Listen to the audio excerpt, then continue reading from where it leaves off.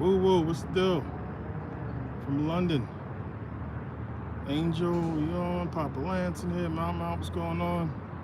Dre. Let's wait for that 1 minute.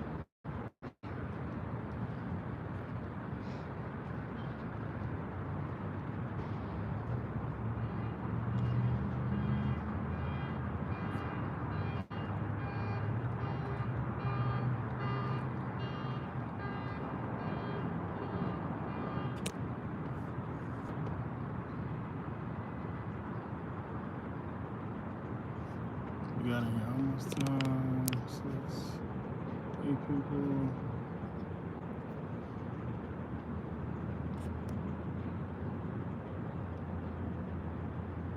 Good to see you too, good brother. What's going on? Let me see what this start.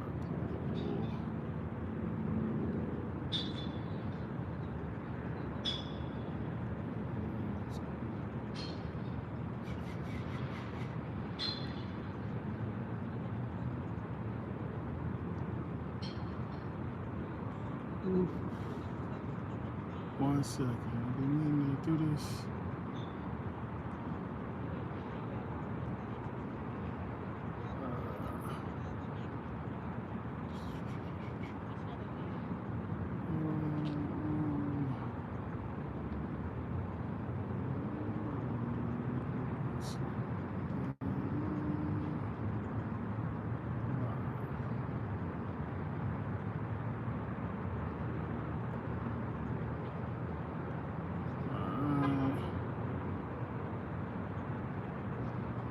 Anthony, what's the deal?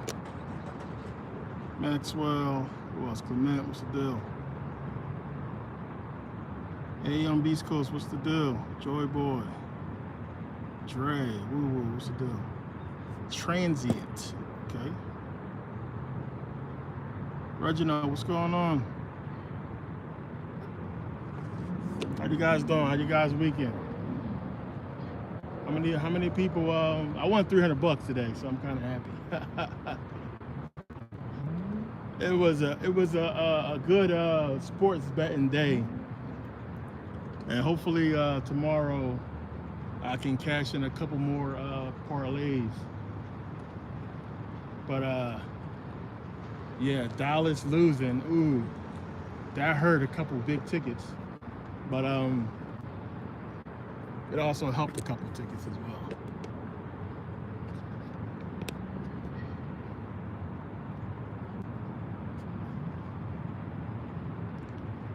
Quantoria vibes. What's the deal? Thank you. How you guys doing? Hopefully you guys checking your emails. You guys are gonna start. So let me announce this real quick. How many people we got in the room? 29. Okay, so the Merkabah Academy app. You guys are gonna start getting emails this week for the app. I'm finishing it up. Just put some last minute touches on it. It is dope, by the way. So Merkabah Scholars Society, we got our own app. It's gonna be crazy. Push notifications, everything, SMS.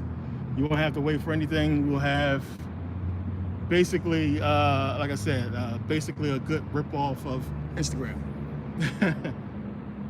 Excuse me, but for the society.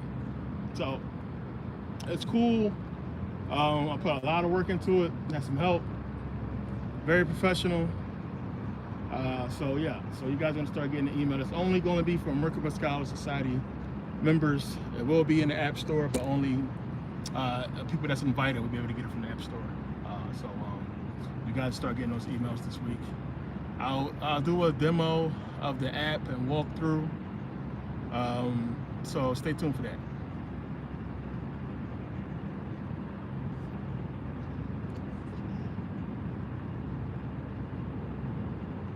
D. Griff, what's the deal? A on Beast Coast, stay tuned for that. A on Beast Coast, I started to put that together for you. So I'm gonna send you that email.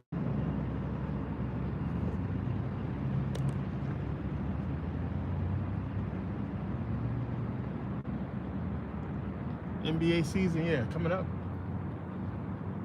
October baseball coming up. Playoffs. My Philly's still in, well, I think we're still in first place, or we're in first place in the division, you know that.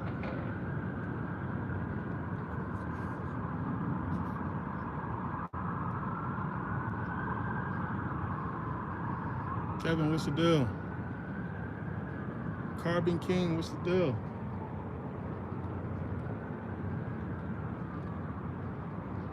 Hopefully you guys paying attention to the news. There's a lot going on. There's a lot going on. We got a lot to get into coming up. There's a lot of new stuff happening.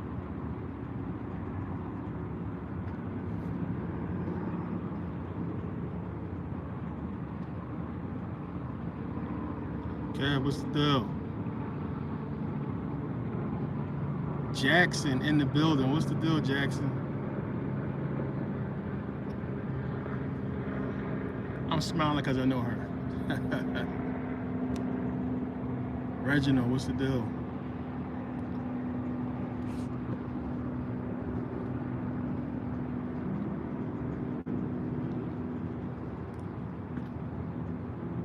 Yeah, WNBA, matter of fact, I don't even know if we won. So I usually don't bet on WNBA. I bet on the regular season sometimes, but playoffs is tough. Like the whole, it's like the whole scheme switches up with basketball. Then it's like it's not as predictable as the regular season, which you can mostly make good money off of this. I'll say the scores, the points, but predicting wins and losses is tough.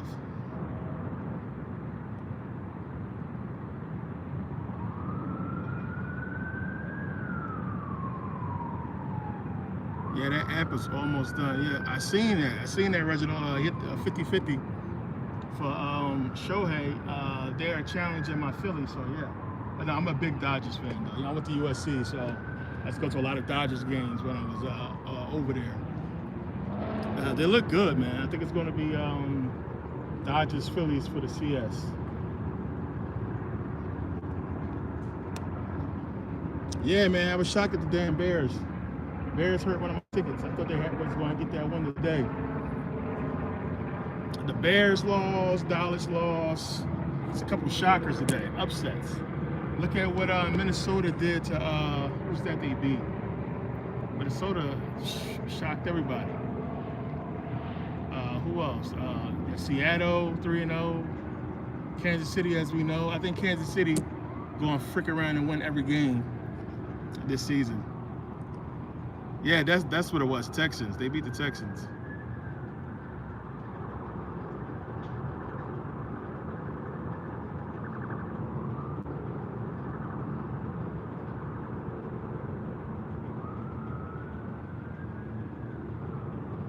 Yeah, if you, I think I told you guys last week. If you look at what happened, how the games went, like I said, the sports books is definitely in effect for this season.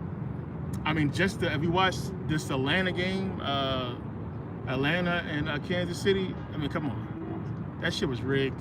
There's no way in the fucking world. I mean, you need like fucking 2 inches, and they run that play at the end of the game. Come on, man. Fix is on. There's no fucking way you run that play at the end of the game. You need like 2-3 inches for a first down, and you run that play. Like a simple quarterback sneak would have picked up the first down. Some bullshit. But you see who they was playing, so we know how that's gonna go. High Tech Jay, what's the deal?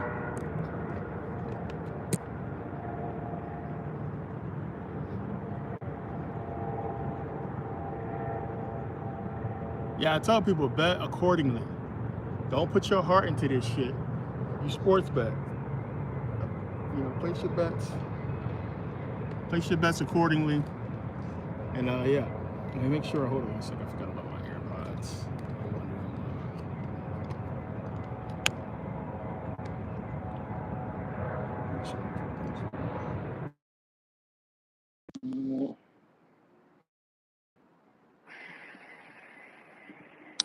Cool.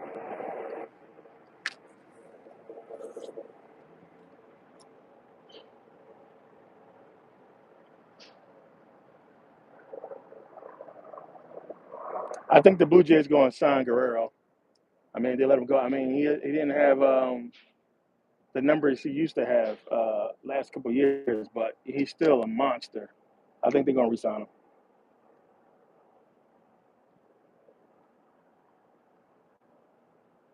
Yeah, that Dubois, that fight with Joshua. I mean, I don't know, man. That last hit, that knockdown punch, looked like it was fucking. I don't know, man. That shit looked suspect to me. But those are heavyweights. You know, a heavyweight connection don't take much. It's gonna put you on your ass. But that's a weird looking knockdown. But it seemed like everybody taking dives these days. But I don't know about that one. Not saying that Dubois couldn't beat him, but Joshua was on his ass.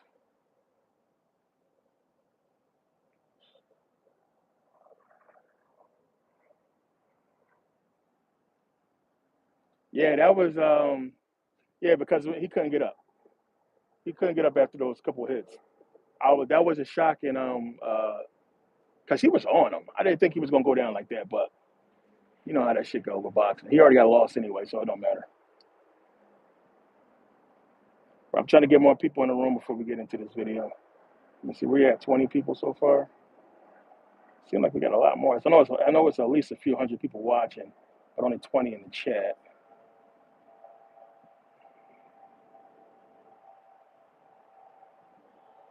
Let me see.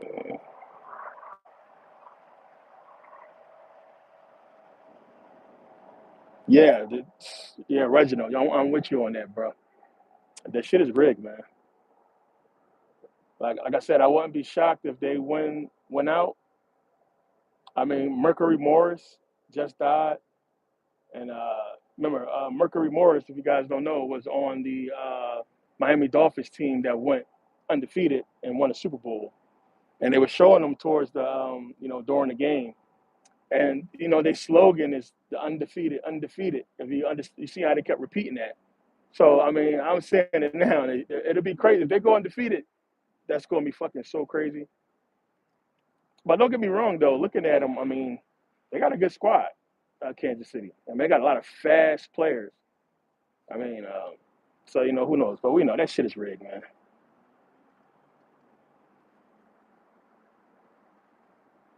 I talked about that Diddy shit last live. Like, I'm not gonna talk about Diddy too much. Diddy shit is entertainment, man.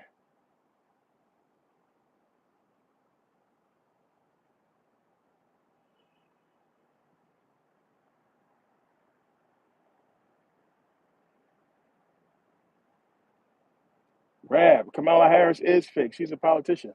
You shouldn't trust no politicians at all. What politician or president put in a policy that benefited us? It don't matter who's in there. It don't matter our policy. It's not going to be to benefit us. Think about it. She's running against her own record.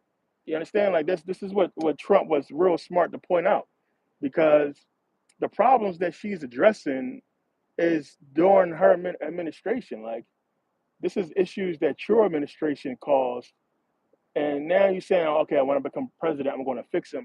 All right, well, you're a vice president now. Like, why do we still have these issues? And you see how they put it to her in the interview. They show her the data. When Trump was in office, the economy was doing better, homes was more affordable, the dollar was stronger, so on and so forth. So, it don't matter, man. This is an agenda to the whole thing.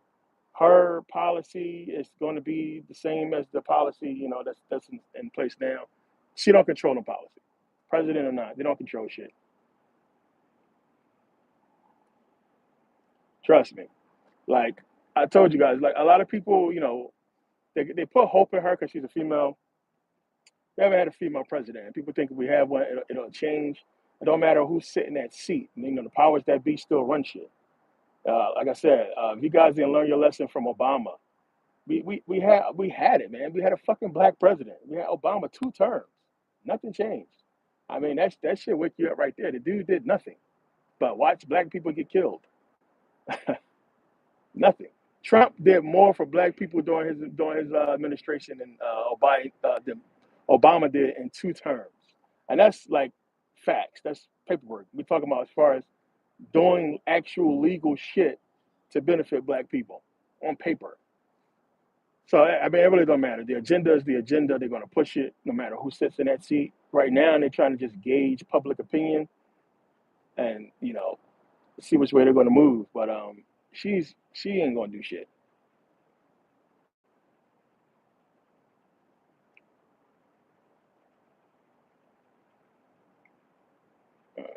Second. Excuse me.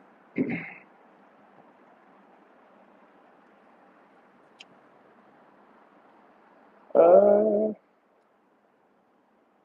yeah, she's a marketing campaign. I mean, because you got to think about it. Like I said before, I mean, as the Democratic Party, this is your strongest candidate. You mean to tell me? And then she's been around, but you mean to tell me out of everybody, nobody else wanted to run for president? None of these other candidates wanted to run. She's the vice president, which I understand. Like I said, if they picked Biden, they understood that Kamala Harris could possibly be president if something happens to Biden. So in picking Biden, you was actually comfortable with her becoming president. So that's on the table. But it's just weird. I felt like for her to get the nominee over a lot more, qualified candidates that's out there. But you gotta want to run. It's just weird. I think she just it's a lot for entertainment purposes, distraction, to throw her in there. And then like I mean I understand it, but I don't like how they're trying to destroy that image. They throw her under the bus too much.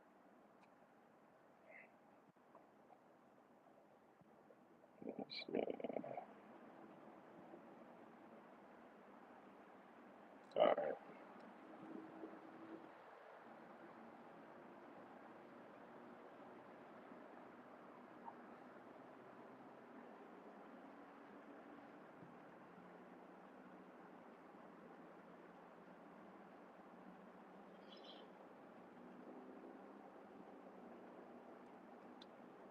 Yeah, I think 9/11 woke up everybody who could see that bullshit. Um, the Obama deception is just was like, come on, man. Easy to see through, um, especially after the first term, but just period. Like I said, I said this in a couple of videos. If any one of us got in the Oval Office, the first thing we would do is make sure we gave a leg up to black people because we know the system has been stacked against us. For a black man to get into that office and not do shit to benefit black people, when historically presidents have passed legislations, and I mean you see what he did for LBGTQ, PTQ, LM, all that bullshit. You see what he did for gays. He passed actual fucking laws for them, man. We got nothing. We got nothing. But the reason why is because everything has to be on the table for argument, purposes for the next. Because if you fix everything now, what we got to fucking argue about or divide people against the next term? Because that's the name of the game right now is divide and conquer. Saturn scene 3.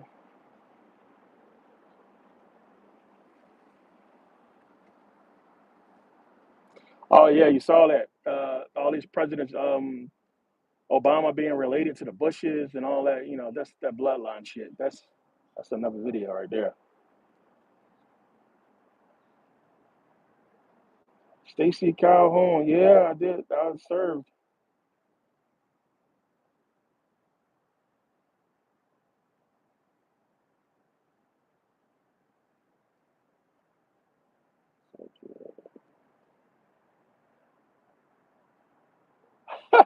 Cedric, what's the deal?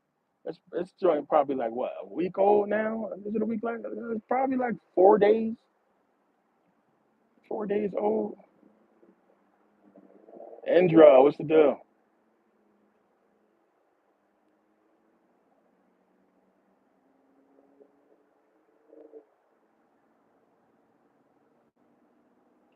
Indra, yeah.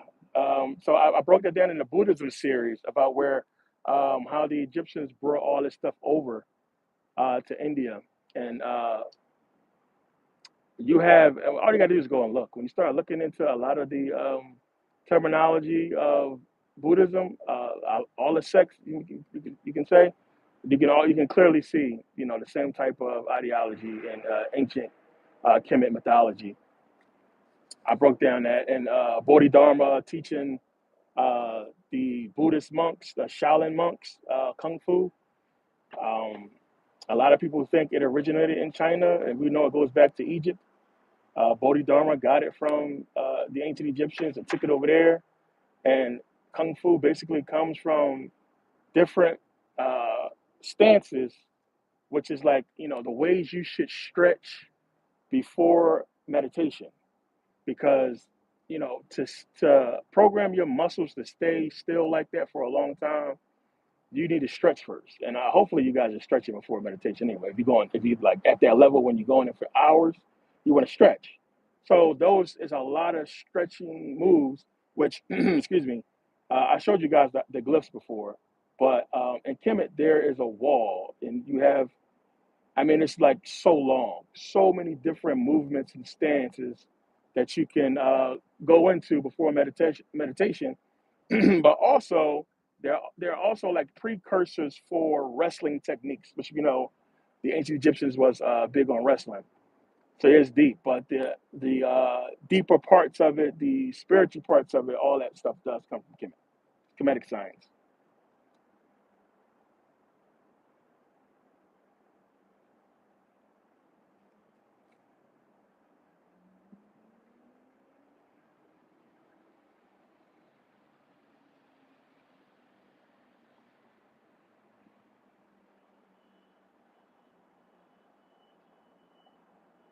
D Griff, that would be funny. You gotta holler at her and say, "What the hell you doing? Stalking me?"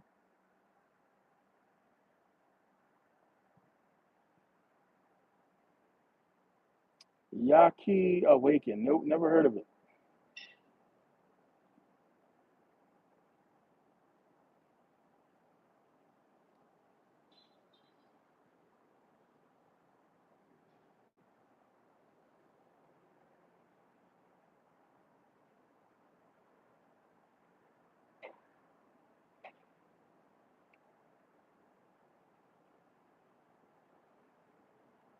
Yeah, I broke that down. Erica, that wall. It's a couple of videos I'll talk about that in. But I was talking about it before. You guys got to remember back in the '80s when all of a sudden black people just really got into karate and kung fu all heavy, and that's when that was like when it was shown. I think it was in Time magazine or one of those. It probably was in Jet or Time, one of those major publications where they showed the black ancient Egyptians one. They were showing that a lot in the '80s. Once they got control of media fully, they stopped showing that stuff. But in the '80s, it was known and it was shown a lot. One of the first places it was shown in Japan, because around that time in the '80s, the Japanese realized they came from Africa. They started sporting their fros. I broke that down, the afros, because you can go to Japan, you'll find Japanese people with afros that look like ours. But in the '80s, they start seeing a lot of those glyphs of the black ancient Egyptians doing kung fu and karate, and they realize, hey, it come from us. Then, a lot of people think it's one of the reasons why, it's definitely one of the reasons why they killed Bruce Lee. Then Bruce Lee coming out and talking about the martial arts coming from Africa, coming from the ancient Egyptians and everything like that, all the techniques. He talked about Bodhidharma a lot in his book. It's in his book. So Bruce Lee gave, he paid homage to the Africans, the black people, the Egyptians, and their teaching of kung fu. Well, not kung fu, but just martial arts, and that was the big deal. But a lot of people caught on to that in the '80s, and we started really getting into it. You had what Barry Gordy released it, The Last Dragon. I put that in the video as well. That's why Last Dragon was so big. It was a big deal. But all that information, it got lost with fucking entertainment.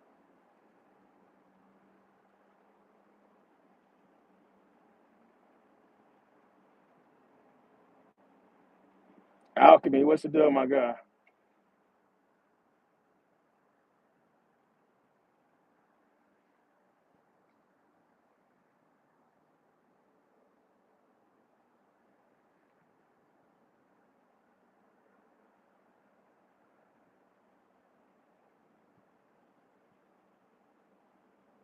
Oh yeah, SWAT D. What's the deal? Yeah, I saw those. Look like portals.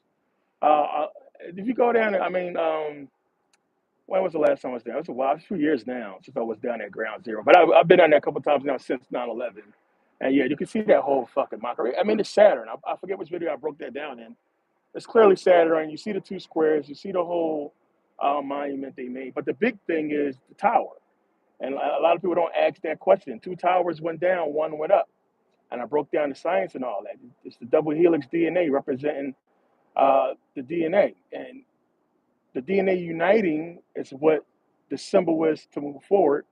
And you see when that tower was finished, who became president by the time they finished it? Obama. So it's showing you that's what it's all about, the mixture, the DNA coming together with black and white. That's the agenda right now. That's why you're seeing it so much. Two towers went down, one went up. They never really explained it. And then, it's they want one world. It's a deeper meaning than just one world. It's one everything, meaning one DNA, which it is one DNA anyway, really, to be honest. With new, the app doesn't launch today, but you guys are gonna start getting well, tomorrow. Tomorrow, you guys are gonna start getting emails for the app. So I need some people to help test it. So what I'll do is I'll randomly pick a bunch of people, and I'll send you guys the link to download it. We're gonna test the Android first. So randomly, if you get an email, if you have Android, just download the app and help us test it out. And then iPhone to follow. Like I said, it's basically done. I'm just tweaking it to fit what we're going to be needing to do. It's a lot of work, but yeah, you guys will get it this week for sure. Some of you guys will get it tomorrow to help test it out. Yeah, One World Tower. That's what it's called.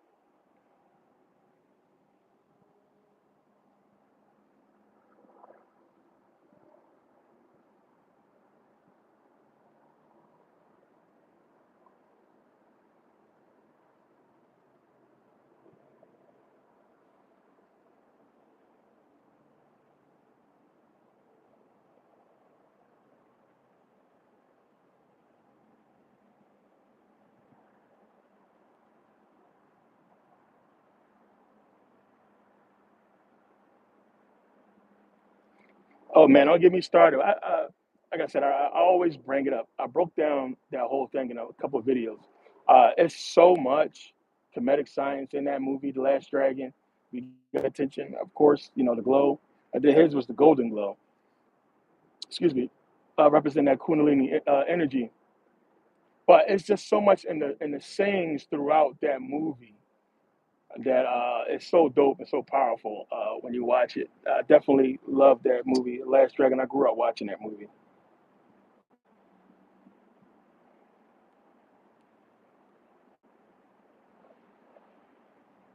No, tomorrow, after tomorrow, that who's that? Mike Kev, what's the deal? So after tomorrow, then that's the end of phase two. So phase three will begin on Tuesday. So Monday will be the end of phase two. Phase three, final phase, to begin on Tuesday, and then that's the lockout after that phase, and you got to be voted in after that. So after that phase is up, I basically gave myself time to complete everything. So after that phase is up, everything will be completed as far as with Merkabah Scholar Society, as far as like everything for all the members and everything like that, be all done and completed. So then, that whole voting process will be up, and people have to get voted in. So it'll be done. So you guys got a little bit more time. A bunch of people got in today, I know that, but not everybody's going to get in. JB, you advocating for Trump? No, not advocating for nobody. If you trust politicians, you lost. You try. I don't care who it is. Trump, Kamala. Like if you believe in politics and you've grown, like what's wrong with you? Where you been?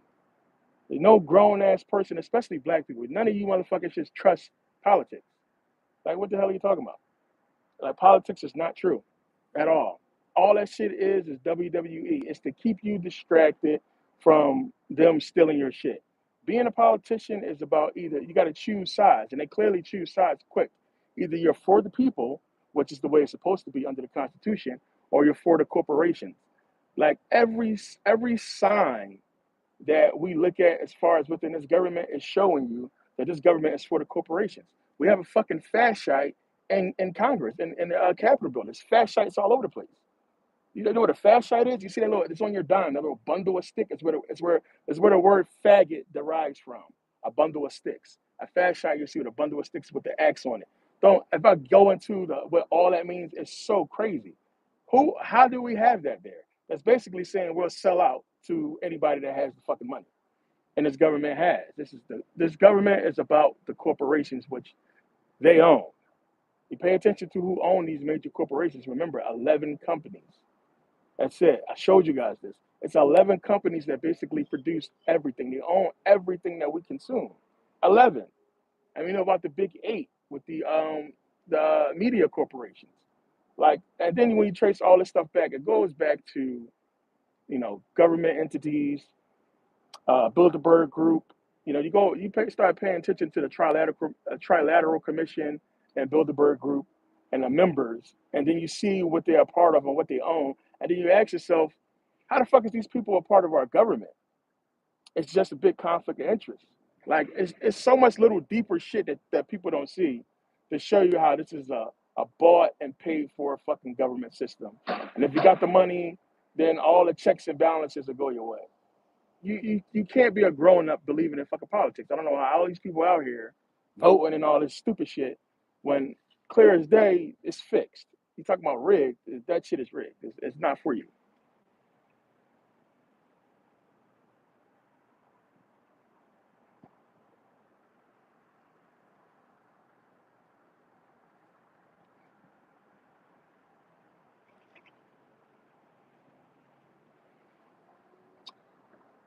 JB6, yeah, correct for sure.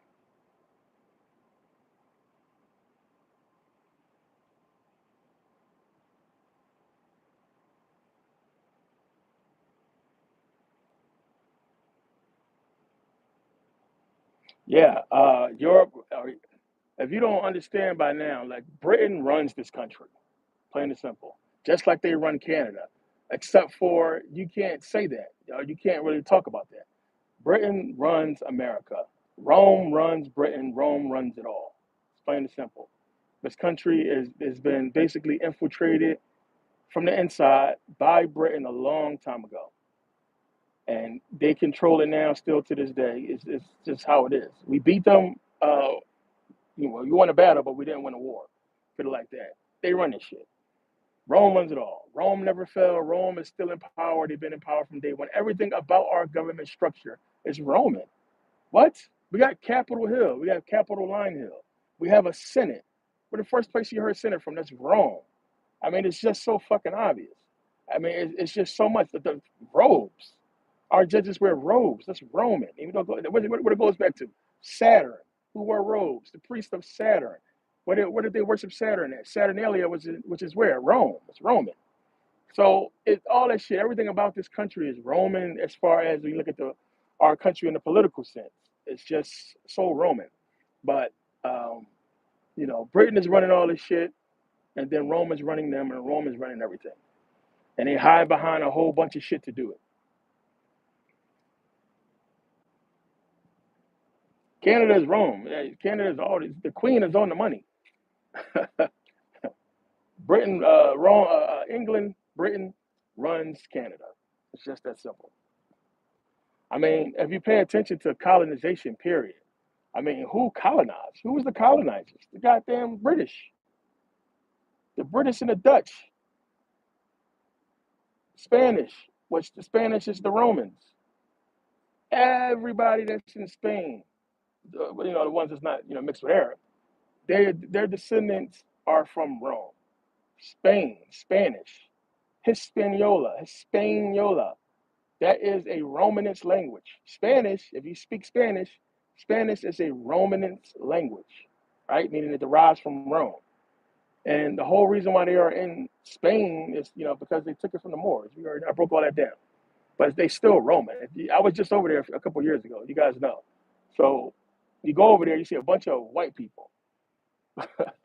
They just speak Spanish because they're Roman in descent.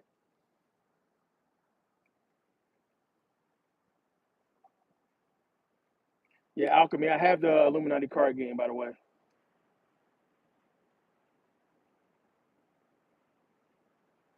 Yeah, the Dutch. Everybody forget the Dutch, man. And everybody forget King Leopold. Everything that the fucking Germans did. I mean, there's so many different European countries, but they're the same people. Don't let that language shit distract you. European is European. White is white. Don't let that shit confuse you. Like they took, and shit is in the Bible. They took all of fucking Europe. Europe was fucking colonized. Was Africans was there. Those were tribal tribes that lived in those European lands that is now occupied by fucking Europeans. That's what the Wars of the Diadochi was about. That's what it's telling you, it's giving you with the conquest in the Bible that the Hebrews are going out. That's not just Israel or those lands surrounding Israel. That's talking about Europe. That's what they're giving you. It's the hint because I mean you don't have that many African tribes in one area. They're giving you an understanding of conquest that they went in and conquered those lands from African people.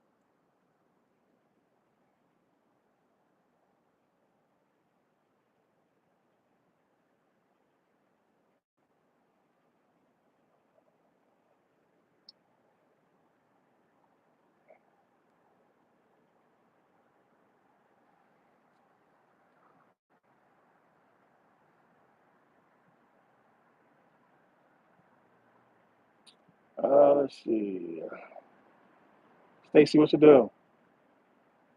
I'm from North Philly, North Philly, West Philly. I lived all over in Philly, everywhere.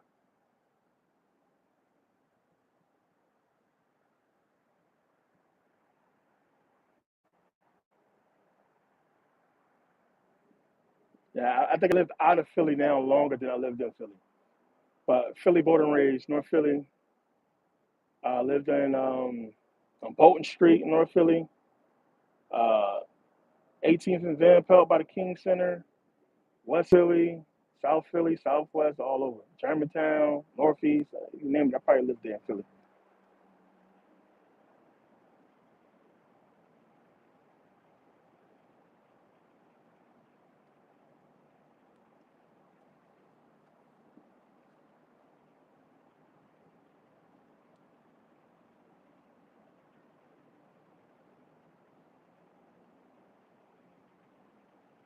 Yeah, Gerald Massey,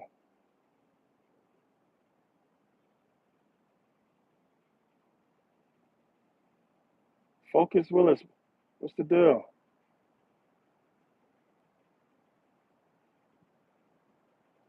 Hey, yeah, you're right. Haiti, man, they need to do a movie on Haiti, but they ain't gonna do it.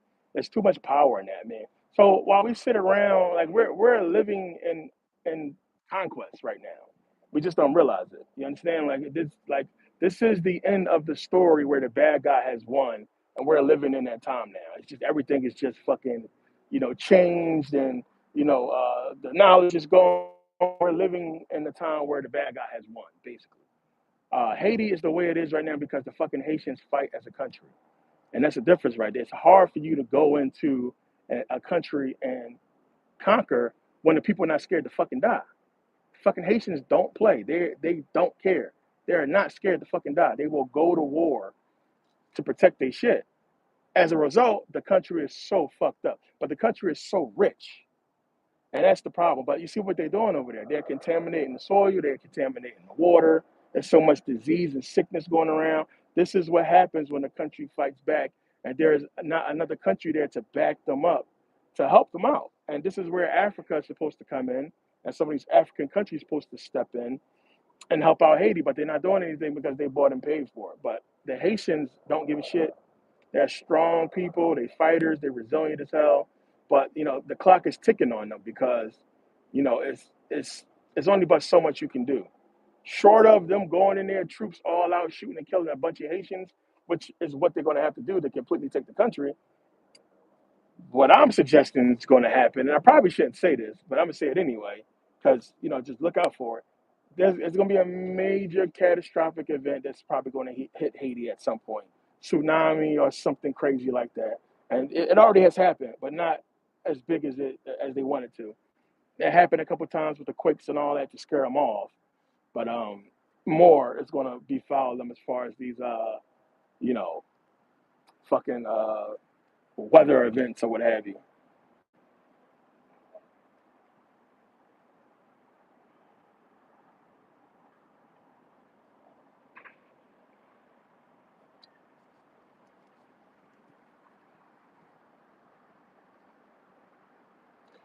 Let's see.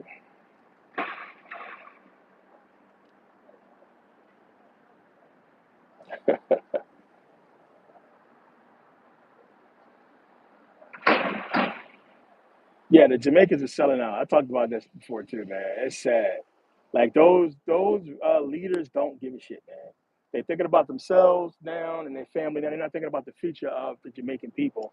They're letting the Chinese come in there and basically rape the country and take it over. And Jamaicans is fighting back and talking back at some point, but money talks.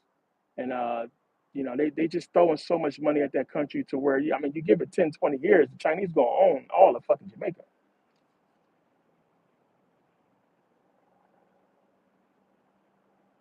Black Americans are, of course, the true Indians. So remember, I broke that down in the Blackamoors video. So understand, and a lot of people have no clue about this. They changed Moors to Indians. I know it sounds crazy, but I gave y'all the proof of that in the Blackamoors video, and I broke that down. They simply changed Moors into Indians. That's all they did. Those people that was there. Now I showed you the indigenous Moors, right? They don't look like you had two types. You had different types. I broke that down as well. You had the Moors who look like what we call the Native Americans, living primitively.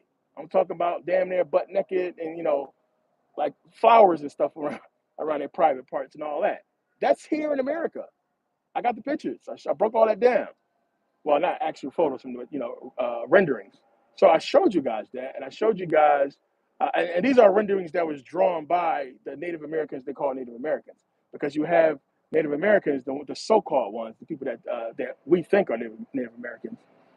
You have them coming out and telling the truth that the original people were black. So you have a bunch of books on that where they came out and talked about the real black Indians, the Indians being black. But they simply changed them from Moors to Indians. That's what happened. They were Moors. The Moors were here in America long before anybody else. Those people who they called Native Americans were Moors. They just wasn't called Moors, they was called something else.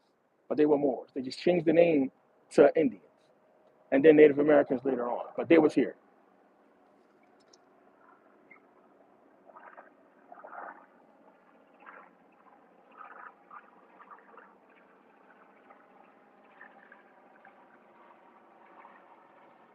Gorilla Funk X, what's the deal? Yeah, so that's what Garvey was trying to do. I broke that down, man. Like, man, listen, Garvey's seen, I mean, everything we're going through now, Garvey's seen it.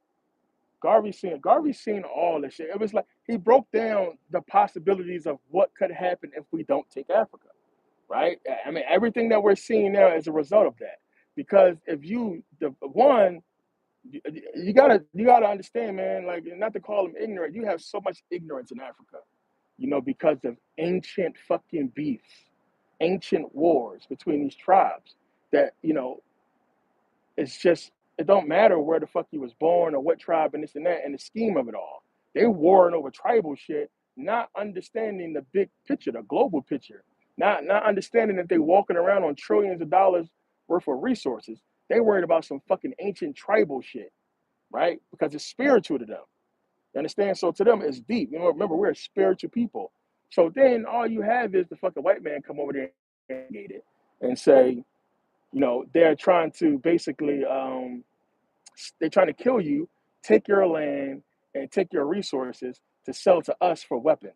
So what we're going to do is we're going to give you guys the weapons to go and kill them, and then you help us take some of your land and resources. We ain't going to take much. We're going to take just a little bit. Y'all can have the rest. And then we're going to take all they shit, though, after y'all kill them and wipe them out.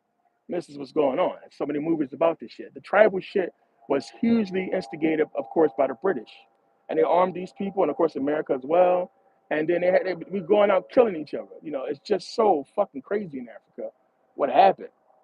But that land is just so fucking rich, and Garvey understood that, and he wanted us to get control of Africa, to go over there and tell our people we're here. We got the knowledge to basically cultivate this shit, to use the resources to control basically fucking trade, the industry global, worldwide.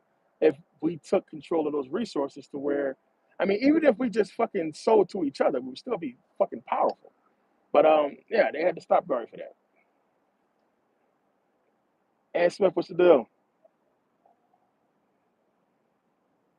Yeah, Smitty. Yeah, the File Native Indians. So that was fucking crazy. You had a lot of white people come in and basically came. That's why you have a lot of white folks walking around saying that they're Native American. I laugh at that shit. But they basically claim that status, or their grandparents, or great grandparents, claim that status for fucking $5 so they can get land that this government didn't want to give back to the fucking Indians. So they let other people come in and claim that shit. Not just that, because you gotta remember, the fucking people didn't exist. It didn't exist. They wiped them out already. There was us. They killed them. So who fucking land is it? Let's just make up some shit, because the people who would come and claim this land is already fucking gone in some cases. But oh, that was fucking nuts. I mean, and I'm over here in Nevada where, excuse me, Nevada. I'm here in Nevada where we have Indians everywhere. I mean, they have their own. Especially if you go to Nevada, you go over to Arizona, you'll see they have lands or areas where it's Native Americans where they live at and shit. And you know, they're proud. They live there. They got their own shit going on. But you know, for the most part, you know, you're not going to see no dark skin, no black people claiming Native American descent because they wipe us all out. Yeah, Chuck Norris is.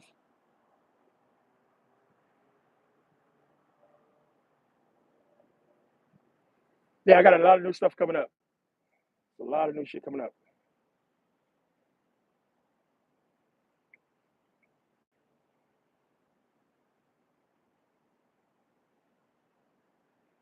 Yep. I don't like to see it. Excuse me. I don't like seeing us attacking each other and fucking fighting, man. I think it's just so fucking stupid, man. Like when you look at all the shit we got to do as black people, the adversity we got to face, for us to be fighting each other is just the dumbest shit. Like I'm all for competition, you know, if it's sports or some shit like that. But these motherfuckers out here like fighting to the death. We got gangs and we got people trying to discredit you in a business wise, which to me is just as fucking deadly as anything else. Uh, I hate seeing that shit. But I mean, even look at what's happening to Kamala. I mean, you got black people coming at her, attacking her. Oh, she ain't black. She just now claiming her blackness. When you can fucking do a simple Google search. And I was just talking about this earlier. I, I hate when black folks fucking dick ride, man. Just get the fuck off of the white man dick. Stop fucking following these stupid ass trends that people saying. Just eating up fucking trends and it's wrong information. You can look it up. First of all, a lot of people don't know. Kamala Harris' mom was in Birmingham, and her father. They marched, civil rights, all that shit. She was in a sorority. She did a bunch of fucking protests and marches and meetings for black people. This is college days. Her record on as far as her being black and claiming look at the fucking pictures. You can Google them. Our friends are all black. It's a bunch of black people there. And almost every single photo. She grew up with this shit. So it's people crazy. And when you can just Google shit and look it up and do your own research, if you want to challenge her blackness and forget whatever you find anyway, she's melanated. So on that point, I fucking don't like it. But as far as her being a politician, she's a politician. I don't trust no politician. I don't care what color they is. I don't care what they're talking about. Trust no politician. You gotta understand how that system works. It has never worked. It's bullshit. It's all about the corporations right now.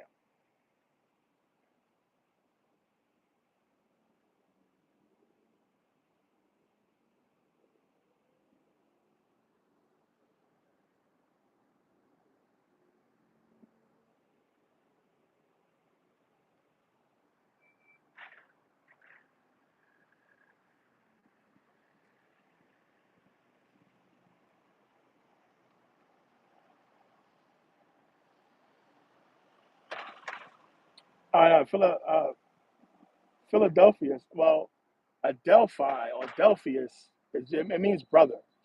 It's like a relative. So like Ptolemy the second Philadelphus. So they wanted to keep that name. It like what Ptolemy and Philadelphus, what that goes back to, is almost saying Ptolemy.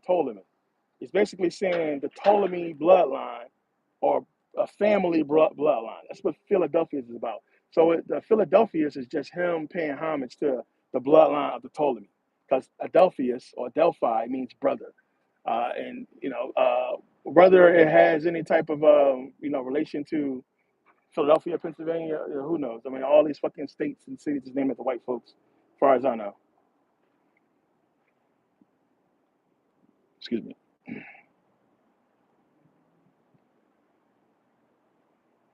Jacob, what's the deal?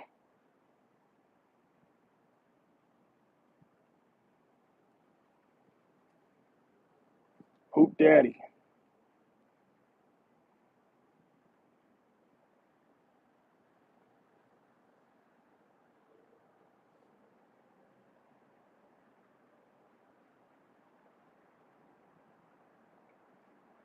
Divine rights. Yeah, we definitely have. We're gonna have a legal section in Merkabah Scholar Society for sure. There's a lot you guys gotta know. Remember, I'm a law school grad, so yeah, I know I got a lot of work tomorrow, Monday. I got work to do. I've been busy, man. I've been busy. I've been busy with the society. It's a lot of work going on. A lot of work going into a lot of different shit. Um, I'm gonna have a lot more time coming up, so it's a lot that's going to get done. A lot of new videos releasing, so it's going to be especially starting next week. It's going to be a real productive week because I'll have a lot more time to get shit done.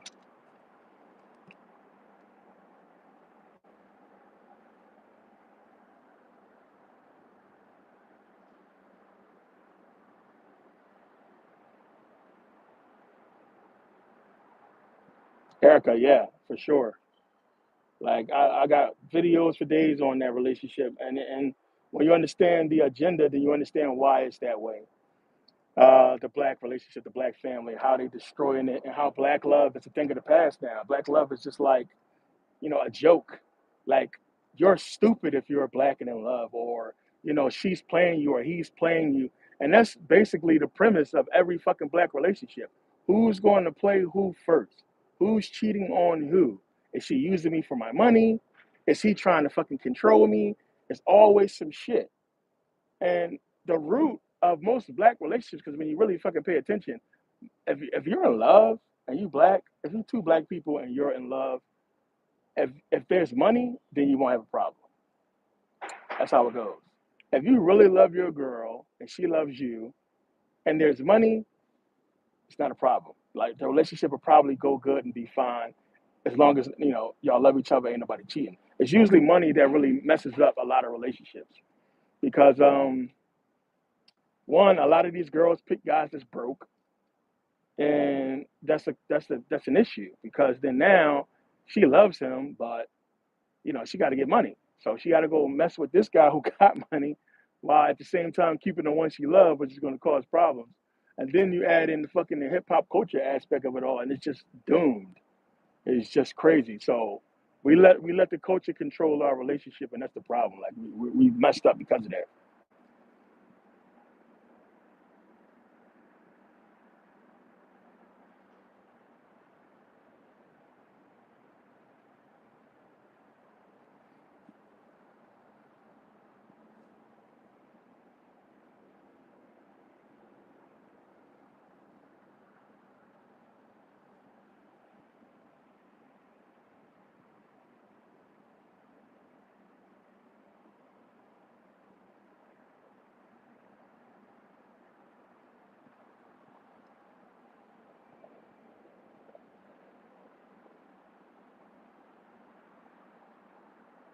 Terrence, yeah, Spirit Science. I used to watch those. I think I've seen every single episode of Spirit Science when it came out, when it released. I definitely don't agree with a lot of that shit, to be honest with you. But they had so much, well, yeah, Spirit Science, so much good information in there, man. But see, the thing is, I talked about this before.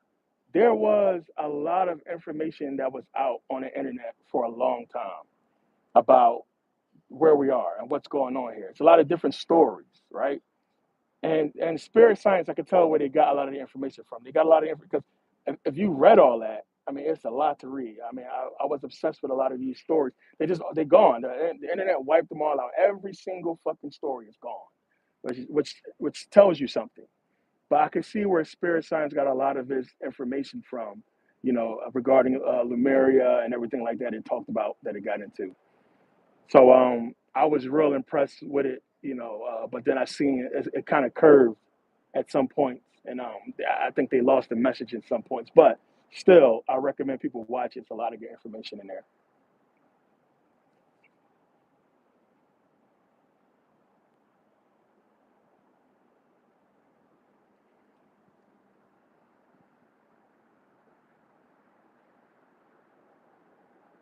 Yeah, Jacob with the cartoon, alien looking thing. Yeah, D Griff, I'm gonna send everybody emails for the next meeting pretty soon. I want to get the app out first to get everybody the app. Once the app is out and everybody got the app, then we're gonna I'll put out for the next meeting because I want to get that straightened out first.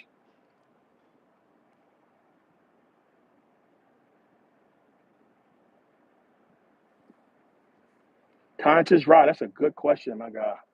Yeah, plain and simple. Experience. Plain and simple. Do what you got to do out here, man. Make your money. Be smart. Invest. Don't be fucking out here like it's just. I mean, this system is so easy to get around. I literally just went from basically having $500 to having fucking hundreds of thousands of dollars. You might as well say. Uh, they took everything, I got it all back, and I'm still about to get my money from the IRS.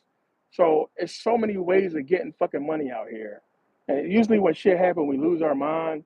But then you gotta having knowledge is good because then you can always break in and get back to where you need to be. Even though it was a struggle for me, and it took longer than I thought. I kind of panicked a little teeny bit, to be honest with you, but I know too much. But knowing what I know and everything like that. A good, meaningful, successful life is about experience.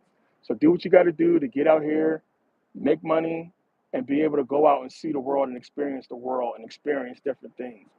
Um, Going to fucking work every day, it's just is not it, man. It's just not it. You got to get out of that shit, and that's one of the reasons for Merkabah Scholar Society to help you guys get out of that fucking rat race because I can't fucking imagine. Don't get me wrong, I work every day, but it's not like work. I do whatever the fuck I want. I have a lot of free time. I can stop right now and hop on a plane and go fly somewhere. But I'm making money. I'm doing what I got to do. But having that freedom, being free, financially free, is where you want to be at. To where you can still do your business and run your business and do shit, but at the same time, you can go be free and go experience the world and see the world. Like I said, the promo I put out for Merkabah Scholar Society, all those photos I put in there of me all over the world and me buying everything you can imagine, Louis, Gucci, all that shit. I bought it all. I put all those pictures in there as motivation for you guys to show you guys what's possible or what you can do with knowledge. And you should never be, you should never be in a real bad situation. Mine was unique, and it won't happen again. But you should never be in a super bad situation to where you can't go experience. And that's where most people are right now, because you're on the clock, and that's not the way to live, man. You're on the fucking clock. You got to be to work at a certain time. You got shit to do. It's just not a way to live. So the goal one at Merkabah Scholar Society is to put things in motion for you guys to get out of that fucking rat race. That's one of my main goals first for you guys that you're going to benefit from is to help you generate extra money towards a much better fucking lifestyle. Fuck that getting up going to work shit. Get the fuck out of that shit. Use it for now, but your goal should be to not be working for nobody. Excuse me.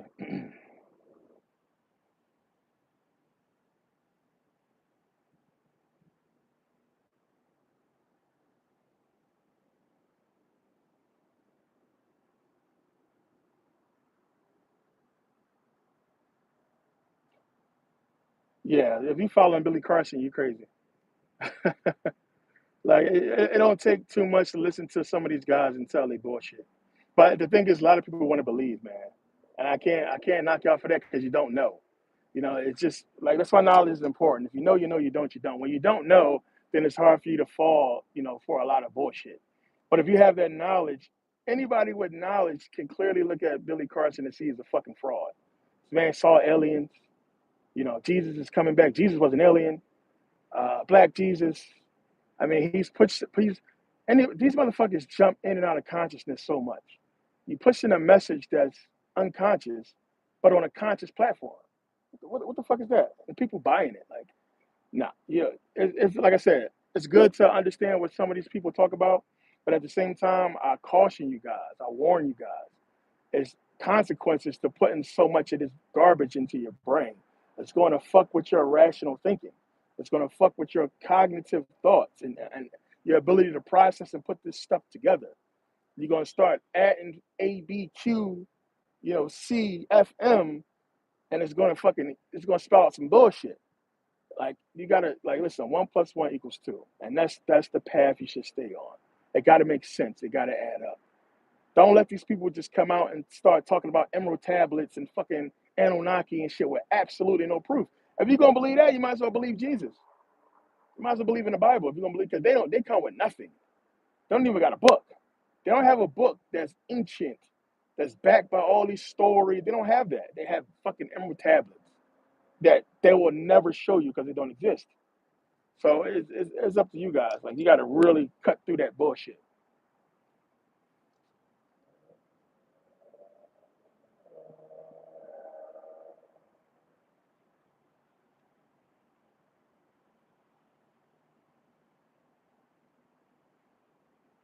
Yeah, Hoop Daddy, you're right.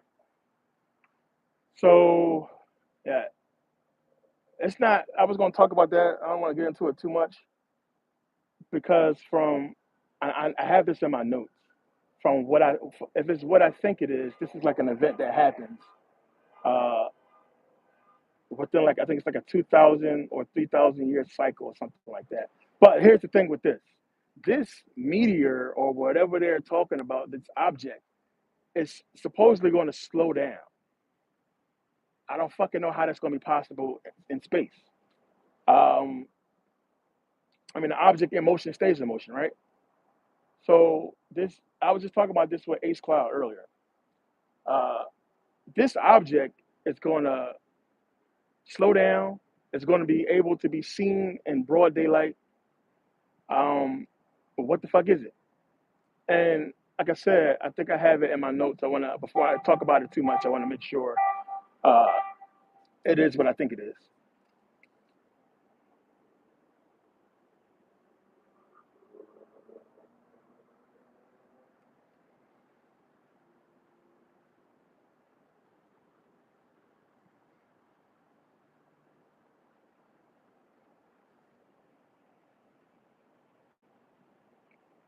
Excuse me.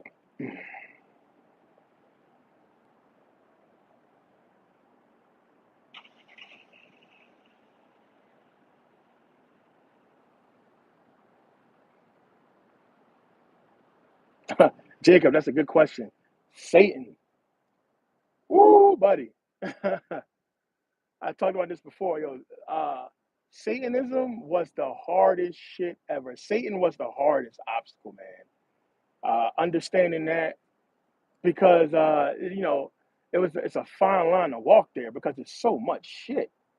Like, to me, that's like, out of everything I've researched, Satanism was the hardest thing to get through because it's everywhere. And then, like, and my rational mind, where I kept making the connection with Saturn, I kept tossing it in the trash because it's fucking Saturn as a planet. What the fuck I got to do with Satan? So every time I was making that connection, I kept throwing it away and just was like brushing it off, not understanding what was going on. Because,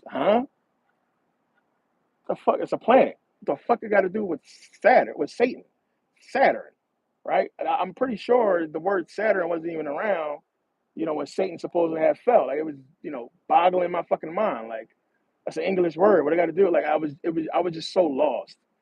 And then you get into the fucking rock and roll, and then all of the fucking bands that was just like openly worshiping Satan, especially fucking Ozzy Osbourne, Jimmy Page, and all those guys. And Satanism was everywhere. So to me, like, how I was seeing it so much in the '80s and everywhere, it was hard to get around that, man. And just like, I had to really, really go in. I had to go into some scary places um, to figure it all out. And once I did that, then And then like once I was clear with it, like I'm talking about in here, heart, and I was like, oh yeah, now I know what it is. Okay, I'm good to go. I can move forward. That shit was the worst. It was the hardest thing I had to study. Um, I mean, outside of that, it's just like a lot of the ancient beliefs, because there's a lot of information out there that's kind of mixed up, and I had to realize, one, what's happening. Basically, what happened with mythology, what I talked about in the video yesterday about why the Merkabah Scholar Society, the history or whatever. Uh, as far as you have all these mythologies and stories being told for a reason, I had to really think about that and then understand that the scholars were doing the same thing. And it was really hard for me to understand that, because to me, as a researcher or a reporter or a scholar, your job is to put out the information, the research that you find. But, and this is why it's called Merkabah Scholars Society, being a scholar is being a part of society. Those scholars understand exactly what I'm trying to tell you guys, and they coded this shit. And it took me a while to understand that shit, to grasp it. Because to me, I'm reading a lot of these books and I'm like, huh? What the fuck are you talking about? Just tell us what's going on. Like, but then I had to realize they following the same fucking path. So what they're showing you in their books, and this is why some books win, awards and everything like that, because they're good. It's just like a movie. They're good at coding their book.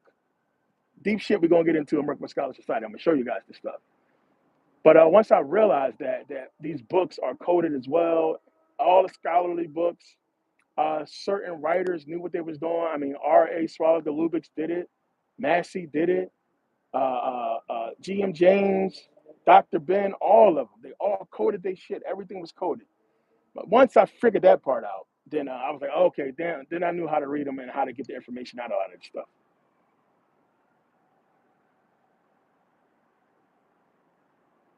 D Griff, good. I was just setting that up yesterday. Affiliate marketing program for somebody.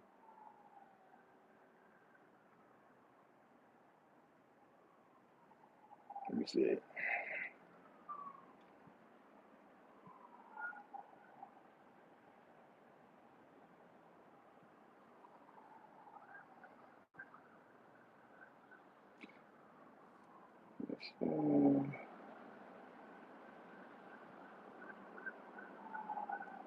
No, the society will not place the academy. The academy will still go on. Merkabah Scholar Society is different, but Merkabah Academy is going nowhere. It will be fine.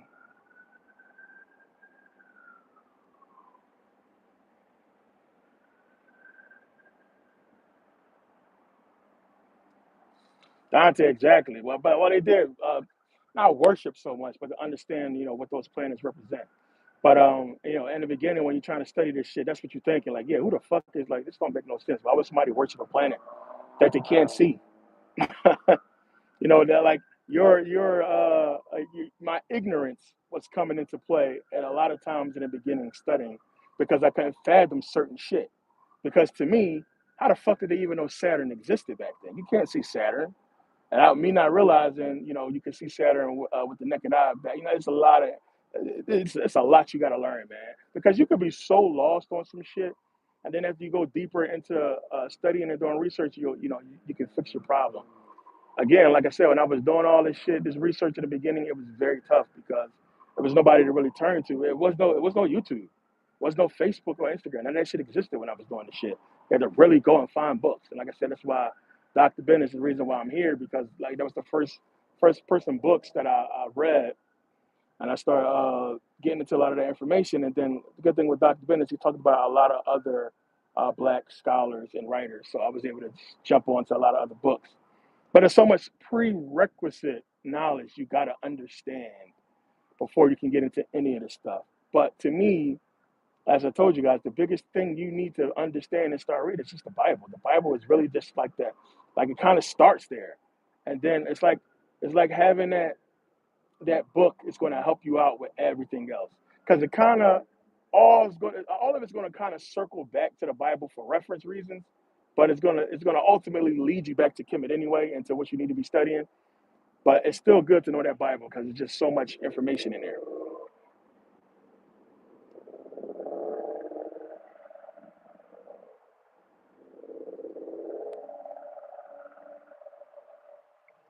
Alchemy, I wish. I wish I could use FanDuel. There's no fucking FanDuel in this dumbass city. We only got BetMGM, which is what I use. It works. I'm pretty good with it. FanDuel, if we had FanDuel here, I would freaking kill it. So I can't wait till I go back to Philly because I'm definitely going to jump on there because FanDuel is just like so much. It's more open, but they don't have it over here. So we only got certain states have it, but we don't have it here in Nevada.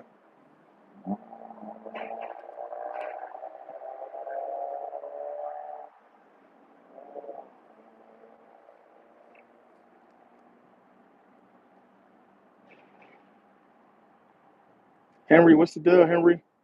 Yeah, thanks for watching, man. Thank yourself for having that knowledge to wake up.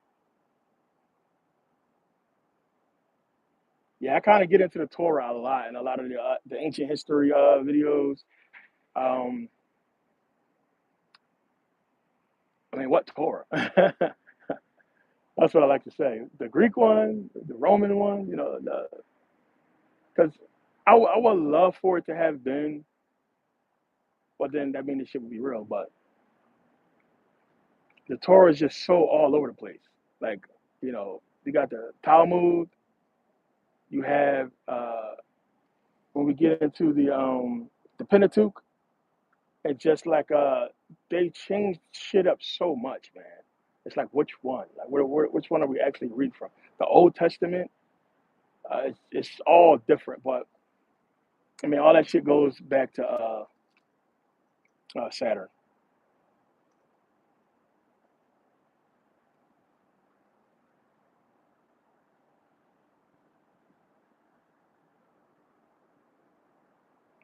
Mount, yeah, that's a good question, man. Like, I mean, I don't know, man. It's like you got to be passionate about it. I think anything that you're passionate about sticks with you, plain and simple. And then it's just like a matter of reference. So if you research a lot and you're studying a lot, eventually a topic might come up and you just know everything about it because you're passionate about it. When you really want to know something, it's a difference from you guys all understand this. Like when we was in school, we had a test coming up, right? And you had to go and study for that test. And you went and studied for that test and you retained that knowledge because you wanted to pass the test. But a couple of days after the test was over, you forgot all that bullshit. Because it wasn't attached to your heart. It was just something that you had to learn to get an A. But you didn't retain most of that shit because it was just like, I just need it for now to pass this test, and then I don't fucking need it after that. So all those fucking calculus tests and trigonometry, I forgot most of that bullshit. I forgot that shit. I need to really look at it again to remember. But it's different when your heart is attached to something. You remember it. You understand? Like you remember anything that's super important to you, it'll kind of stick with you because it's serious. Um, so that's what it is for me. Since I'm like I've been obsessed with this stuff, passionate for decades, and it sticks with you because I'm constantly as you go through research. If you're a real researcher, real scholar, you're going to keep seeing this stuff. This is why I laugh at people because a lot of people say like who was that they was talking about? I think it was Ray Hagens. Ray Hagens or I think it was Dr. Ben. One of them they was talking about them using the other's information. And I'm like, huh? That's stupid. Y'all saying somebody's using somebody's information. That's like saying you're using 1 plus 1 equals 2. I said it first. And you're using 1 plus 1 equals what? What is that? How are you using it? It's the knowledge, it's the information, it's the truth. So if you're repeating the truth, then you're just repeating the truth. You're not copying or stealing from someone's truth. Because the truth is the truth no matter who says it. So you gotta just be real passionate about what you do and what you went to, and you'll retain that information. As far as notes, man, you gotta have books, man. I have fucking crazy oodles of books, notes, and you just now we got computers and phones and all that bullshit, but it's nothing better than writing stuff down. And I recommend you guys write stuff down because when you write it down, you kind of writing it into yourself, your memory, because you write it out.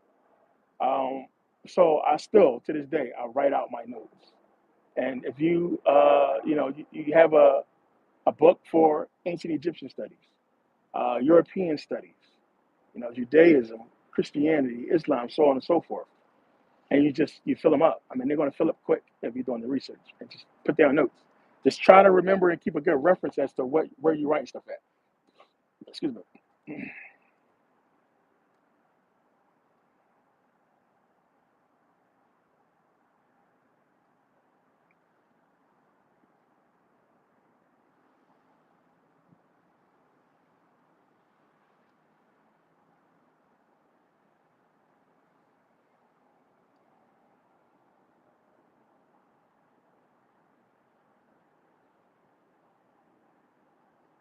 No, I definitely don't know Dr. York.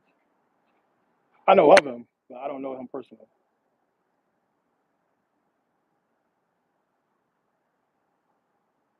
Yeah, exactly, man. You got to have a strong desire to know the answers. Like, I think the more you study and you start reading shit, it's going to the why and the questions drive you more. Like, because it's like, damn. I mean, it's the most thrilling shit I've experienced in life. Is going through this information and just like because it's real. It's not a movie. It's true shit. And it's like, what the fuck is going on, or what happened here? And I mean, it's like we just popped up out of nowhere. Like, I mean, they're covering up a lot. And then when we like, this is why I really love Maria Gambudis, and I'm so glad I found her and found her work because she answered so many questions. And it's like very few people know her. And we're talking about probably, when they always come out and say, "Oh, this is the most important scientific find of all times," man, she has like 1,000 of those, and nobody's talking about it. It's not on no news, TV, or what have you. And she found so much shit that connects so many dots, and it's where I get all the information and logically so about women being here first, because you got to really think about that, and we just never do. Everybody just assumed because of the Bible that men and women was created at the exact same time, but then you got to understand that you don't get a man. You cannot get a man without a woman. So man and woman cannot have been created at the same time because you cannot get a man without a woman. Period. Point blank. Men do not give birth. So then you get into the whole hermaphrodite thing. I understand the original people, the old ones, right? Supposedly there was androgynous one, and they had male and female genitalia. This is why androgyny is worshipped. This is why the hermaphrodite is worshipped. This is Baphomet. It's energy. It's the yin yang. That stopped supposedly. If you want to get into that whole story, but I look at all the research that Maria Gambudis has found and all the artifacts that she put out, and it really started to open my eyes and point me towards much deeper research because it was always that question there as to who the fuck put the woman here and for what reason? What, like, why? You just dropped the lady here on the planet for what? What the fuck was her point and purpose? Because you got to think about that because it all has to go back to a one. Now, for them to not get you to think about that very deep question, they gave us the Bible and they gave us Adam and Eve and all that shit. So religion was given to us to when people started to think, and then we got outside of food, shelter, survival. Food, shelter, survival. You gotta understand. That's how it was. Once we start getting into organized societies, we had time to think because it wasn't about food, shelter, protection, all that stuff. Water, finding water. I'm talking about way, of course, back in the day. People started to think. And then when you get together with a group of people, what the fuck you think they was talking about back then? Now, one, of course, as I talk about some of my videos, they already knew what was going on back then. But even still, later on, after that time, when we're here and we're thinking, you got to get around. You don't want people asking those questions, right? But when you stop and think, you got to think about it. Like, damn, what came first, the chicken or the egg? The egg cannot exist without the chicken, right? Can't exist without the chicken. So the answer would be somebody had to have created the chicken, right? Created the chicken with the ability to produce the egg. But who and why and for what purpose, what reason? So it was shit like that that just basically drove me to fucking search and research and search more into a lot of deeper shit.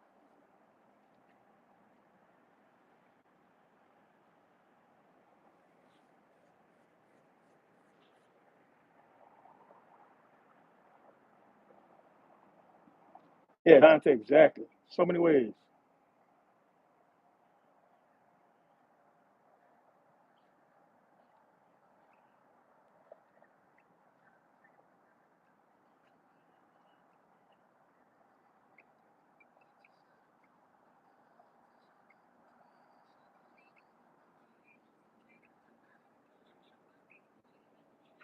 Oh, 1 second. I'll break this up.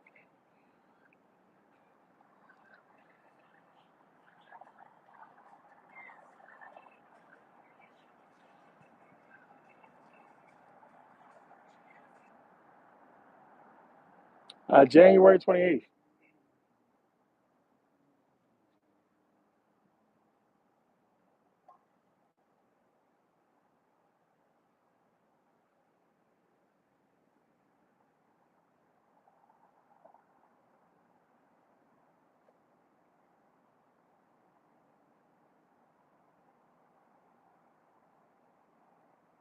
Hmm.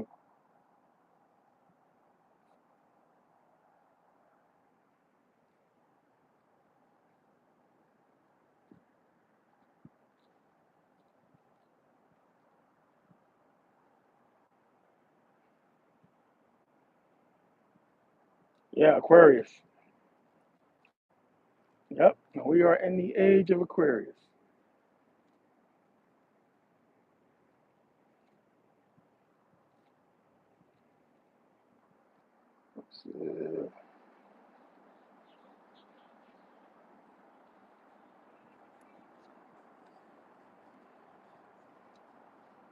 Uh, January 30th. Cool. Maria Gambudis. Mount Maria Gambudis. It's a white woman. She's I believe she's Serbian.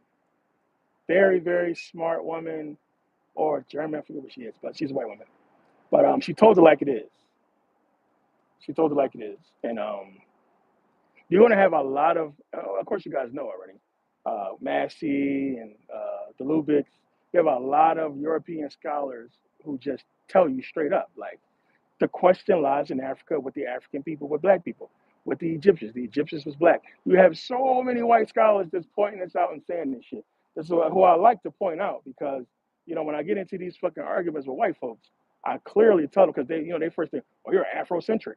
You're being Afrocentric. And I clearly remind them of all the white scholars where I got this fucking information from who wrote about this stuff. And it shuts them right up every single fucking time. Every time because they think we just went out and wrote some books or we're listening to black scholars who wrote books about fucking trying to basically steal European history, you know. When I clearly remind them that these are a lot of white scholars. These are white scholars and this information is in white museums.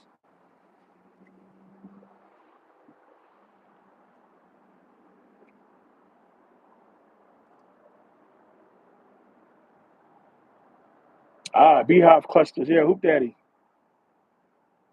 Um, so how can I put this?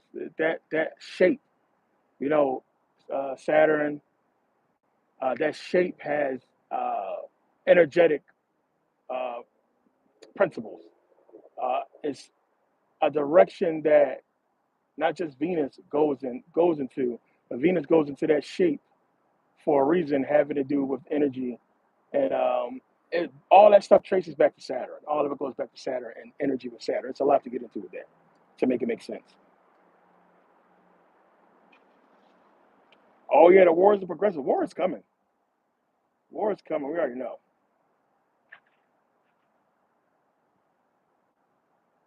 Quintoria, no problem.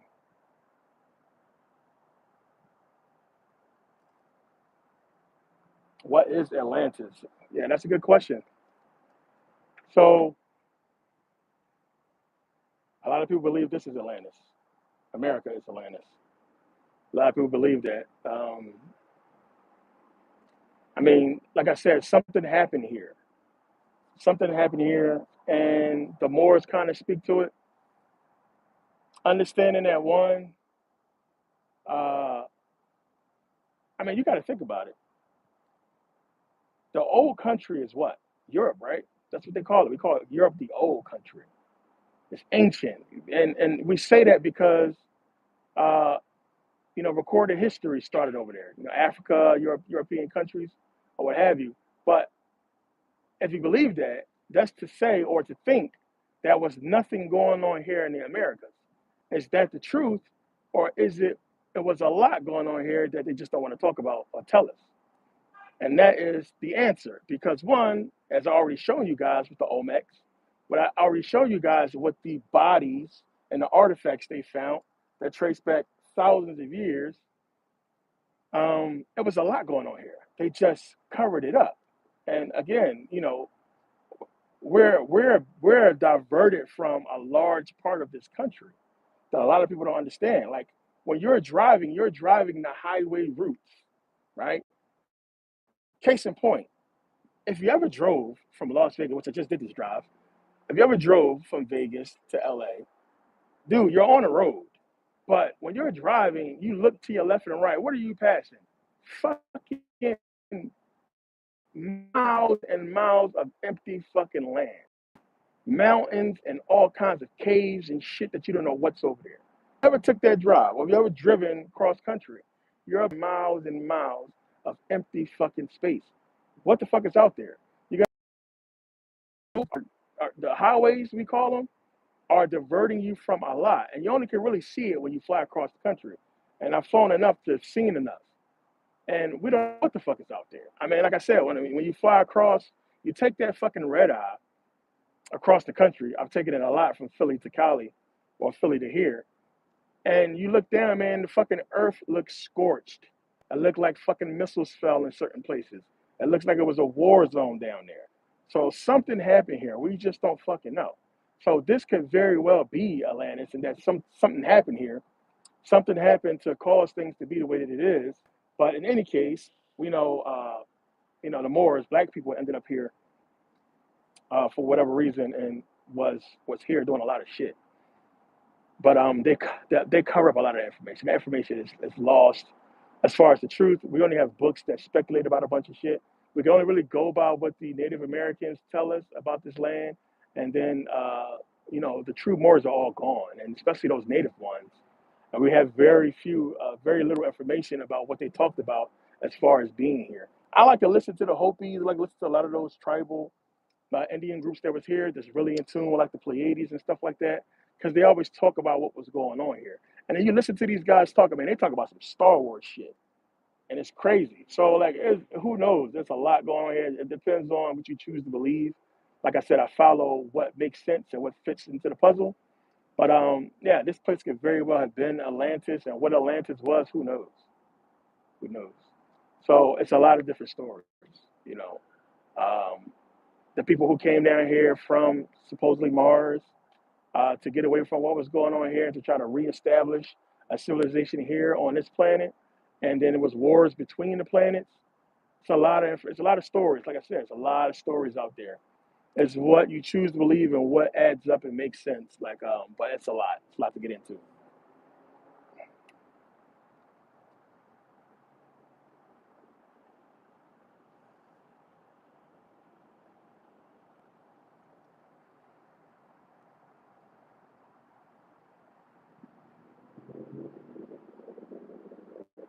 Stacey Calhoun, good question. That's what it seems to look like, because you have what was it, Morneau, you have those whistleblower NASA dudes talk about the black beings from Saturn. I mean, it's pointing to that, but like we don't really know for sure. For sure. AM Beast Coast, absolutely. Take it from somebody. I've been all over the world, man. I've been everywhere in this damn country in America, and people advertise Philly cheesesteak. It's not like Philly, man. So it's not like Philly. There is two places here in Las Vegas that's close, and it's funny because I just had one like a couple hours ago. Those guys pies, which I just was there earlier today. They got cheesesteaks that's very close to Philly. The only thing they're really missing is the bread. They don't have the Amoroso's rolls, which is the key to it all. If they don't got Amoroso's rolls, it's not really a Philly cheesesteak. So that's one. That bread is important. It makes a big difference. But you have those guys pies here. You have it's a Tony Luke's here actually in the Rio. Tony Luke's is Philly. So they cheesesteaks. We don't really fuck with Tony Luke's in Philly anyway, but still, it's Philly. And then you have a place here called Pops. So those like three places that I know here that's like close to Philly cheesesteaks, but it ain't like Philly. Philly cheesesteaks is just it's different. It's definitely not like over exaggerated. You got to go to the hood or go to a real cheesesteak place in Philly, and then you'll understand what I'm talking about. It's like I didn't really give a shit about cheesesteaks. You know, I'm from Philly, but when you leave Philly, then you start to care about that shit.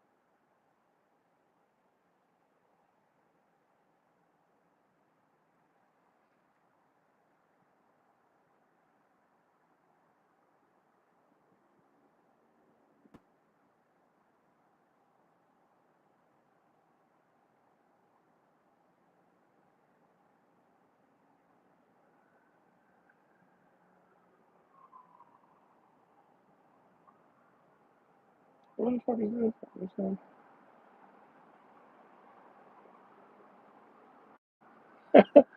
Doobie School. Ah, shit. I like that.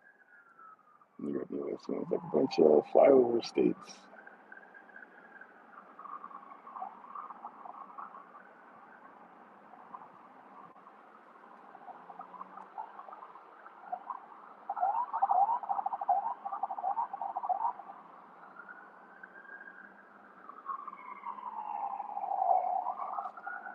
Conscious ride. Yeah, it's a good question, man. Good question. Yeah, so I broke that down in what video is that? When I talked about the harmony of the spheres and how all these planets are playing music, which we call frequencies. So each one of these planets has a connection to the body. So you break down, I broke it down in zodiac body, and I showed you guys about the harmony of the spheres and how these. When I talked about what do you call them? The humors, right? The humors in the body. It's all these liquid. You know, black bile, phlegm. You know, yellow bile, mucus. All the liquids in the body, believe it or not, corresponds to these frequencies and energies. So, like to break it all down, a lot of these planets have an influence on the body, which is why people get into astrology as far as the zodiac in relation to the body. So Zodiac Body, the video I put out two of them now, really gets into all that information, and you'll understand that we have actual connection to not just the Earth, but these other planets, and they knew about it. They knew about it fucking, fucking hundreds of years ago. Remember, I talked about how you couldn't fucking perform surgery back in England, but before the let's say what was it, 17th century? 17th century, you couldn't do a surgery without consulting the moon first, right? You had to literally consult the moon. If the moon wasn't right or corresponded to something that had to do with the surgery, they wouldn't allow you to perform a surgery if you didn't consult the moon or understand what moon phase was out there. Excuse me, because it affected the body, the liquids of the body, which is a true scientific proven fact. I broke all that down in zodiac body news. So yeah, the planets have a huge connection to us. We have a connection to them. It's spiritual. It's also physical, which our feelings, right? Our feelings, the energy that we have is all, spiritual. It's energy. So we think of anger and everything. Anger is the energy. Love is a energy. It's just how it affects our body and these nerves or what have you and how we feel it. The feeling is basically still there. Like you understand, like we it's there, but it feels that way in the body um, for a reason. But outside of it, in energetic form, it's basically it's all energy.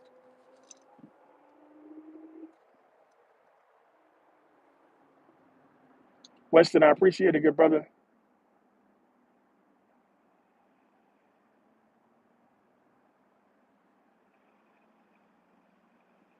D. Griff.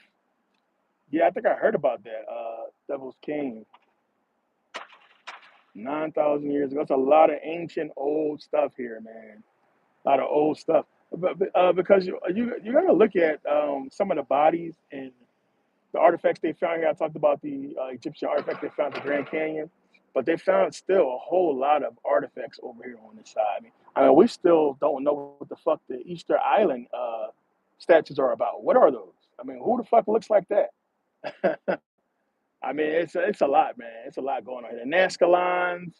I showed you guys over there in the Middle East all those big giant moon. Basically, they like the Nazca lines, but it's like moon phases that they drew that's very ancient, a long time ago. Which, the researchers will tell you they drew it because they was trying to fucking figure out what the hell the moon was, and they was calculating the moon. So again, we have actual documentation of a time before the moon, and we know it's before the moon because what we find in the cave art is basically them talking about the moon coming into place. So imagine you find some fucking writings, right? Or you find some carvings and writings about people talking about the moon appearing. And that's basically what they like. And the reason how we know it's like that because they talked about it one, but it was like an obsession. Like everybody was talking about the moon, the moon, the moon, the moon. Like it just appeared. So this is how researchers interpret it as these people are psyched and going crazy because all of a sudden the moon just appeared out of fucking nowhere.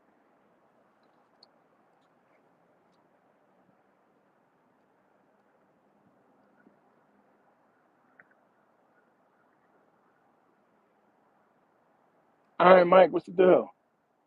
Blood Moon, what's going on? Yeah, Zodiac Body 3 definitely going to come out.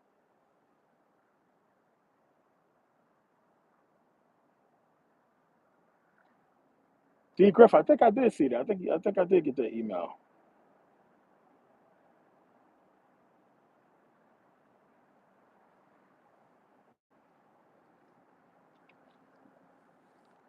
Yeah, listen, man, meditation, man. You guys, meditation should be something that you should be doing daily, man. You got to work it into your life, into your day. I mean, like you can meditate on the fucking toilet. It don't matter, man. Spend some time, give yourself 20 minutes. 20 minutes. Just go out and meditate and focus and start making that a regular part of your day, man. 20 fucking minutes to sit there. What are you doing? You're programming yourself. Again, if you don't get it outside of your conscious thought that this is something spooky, and I broke that down. Like when I gave it to you guys in meditation one, I showed you that should have been enough. But it's something that's so normal that we don't really think about it. When I broke down just the sexual arousal part of it, how you have stimulation from thought, that should be enough for you to understand programming the body. That how thought can control the body. This is something that you can do subconsciously, right? So it can work for you on a conscious level, and you can just have your body basically walk. You understand? It's what Akira Toriyama was trying to give you with Goku and Ultra Instinct, right? It's a deeper science into that. You got to program. You got to go. Remember, I get into Dragon Ball Z a lot. Uh, what Dragon Ball Z is that? Goku, the Cell Saga, right? Remember, Goku transformed to Super Saiyan 2 from meditation state. He remember when he was training, Goku was fucking training outside of himself. What was Goku doing? He was fucking meditating the whole time. And he achieved a Super Saiyan, the next level from meditation. It's giving you all that. So one, with meditation, 20 fucking minutes, man, a day. And you need to just be focusing on what you're trying to accomplish and do, and you're programming yourself to do that. You do it consciously because you guys gotta understand what's going to kill a lot of you, your dreams, is being inconsistent. Consistency is fucking everything. That's how you achieve anything you're trying to achieve. You got to get into the habit of doing shit consistently. And meditation is part of it that you got to work in 20 fucking minutes. You start out with a day, right? And then you're programming yourself to make sure that consciously the decisions that you make in life is not going to fucking hinder your goal and your dream. So basically, you're not going to go out and do something stupid, that's going to affect the direction you want to go in life because you done meditated on it enough so much to where you're going to start making choices and decisions and things that you do in life. Not just that, you sending that energy out to the universe, and the universe is going to make a way for you to get into these paths, this direction you want to go to have success in life. If it sounds spooky to you, you're crazy. I'm living proof of that because I've done it. I've done it. I've walked in those paths. I meditate all the time, and I've done it, man. I'm living proof. I'm living fucking proof. I like you guys just witnessed it. The IRS stepped in and took everything from me. I got it back, and that's from me meditating on seeing myself. get it back. And it happened, not fast enough for me, but it was fast when you really think about it. So meditation, man, you guys got to meditate 20 fucking minutes a day. Start out with 20 minutes and then go from there. And you'll see how your life start to change. One, it happens with a lot of just physical movement, hand-eye coordination. You become a lot more sharper. You start to remember and retain more because you're being more serious with yourself. Everybody's fucking walking around joking right now. Everything's a fucking joke. A lot of people can't be serious with themselves. They can't look themselves in the mirror. You got to start getting into the habit of meditating and programming yourself. I thought I made this shit clear, but a lot of people don't really understand. Like, it's really serious for you guys because you're fighting against programming everywhere you fucking turn. You're fighting against the TV programming, the music programming, fucking peer pressure programming. It's a lot. It's a lot you're fighting against. Advertising. It's a lot. They live. That's what they're getting into. It's everywhere. Obey. That's all over the place. It's programming everywhere you fucking look. So you got to fight against the world, right? So you gotta arm yourself. You gotta train yourself, and that's the training that you got to start out with. And it goes so deep from there. I mean, I just touched on it just a little bit, getting into the whole Dragon Ball Z shit. But Akira Toriyama gave y'all so much. He gave us everything we needed. He gave us so much with Dragon Ball. That's why a lot of people were sad when he passed, because they understood the metaphysics. You understand? They understood the spirituality of the Dragon Ball saga and how much he put in there with the chakras, the Dragon Balls, the wishes. You understand? You fucking get all the Dragon Balls, which is the chakras, the eternal dragon, which is the Kundalini energy. It's reptilian, right? Having to do with your reptilian energy. And then if you activate all that, you get a wish, which is basically like, getting whatever you want. So deep. But you guys gotta understand, like, training your spiritual self is important, and just takes 20 minutes of meditation starting out a day. And then you're not going to have a choice after that, because once you start getting into it, that 20 minutes is going to turn into hours because you're not going to have a choice. You're going to be locked in.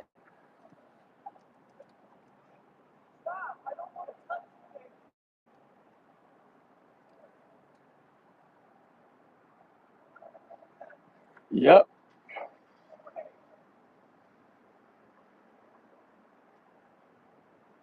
Yeah, sorry. Yeah, meditate in the shower. That's another one.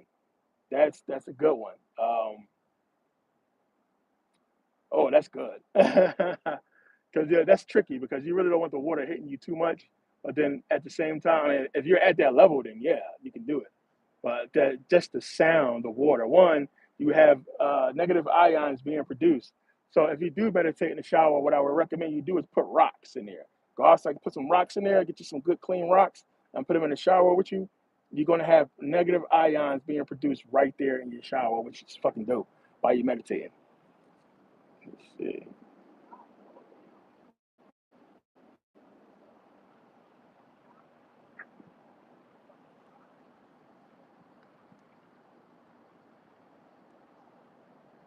LJ, yeah, I'm going to announce the next meeting, so I'm going to get out the app to everybody first. Once I get the app out to everybody, we're going to test it first. But once I get the app out, we're going to have the next meeting after that because we're going to need the app to do that. We're probably going to have as a matter of fact, we will. This week, there'll be a Scholar Society meeting, but it'll be on YouTube like I did last time, where you guys will get the link to join, just so we can, get into some updates real quick. But the next official meeting, which will kind of sort of be like our first meeting because we're going to go back over a lot of information.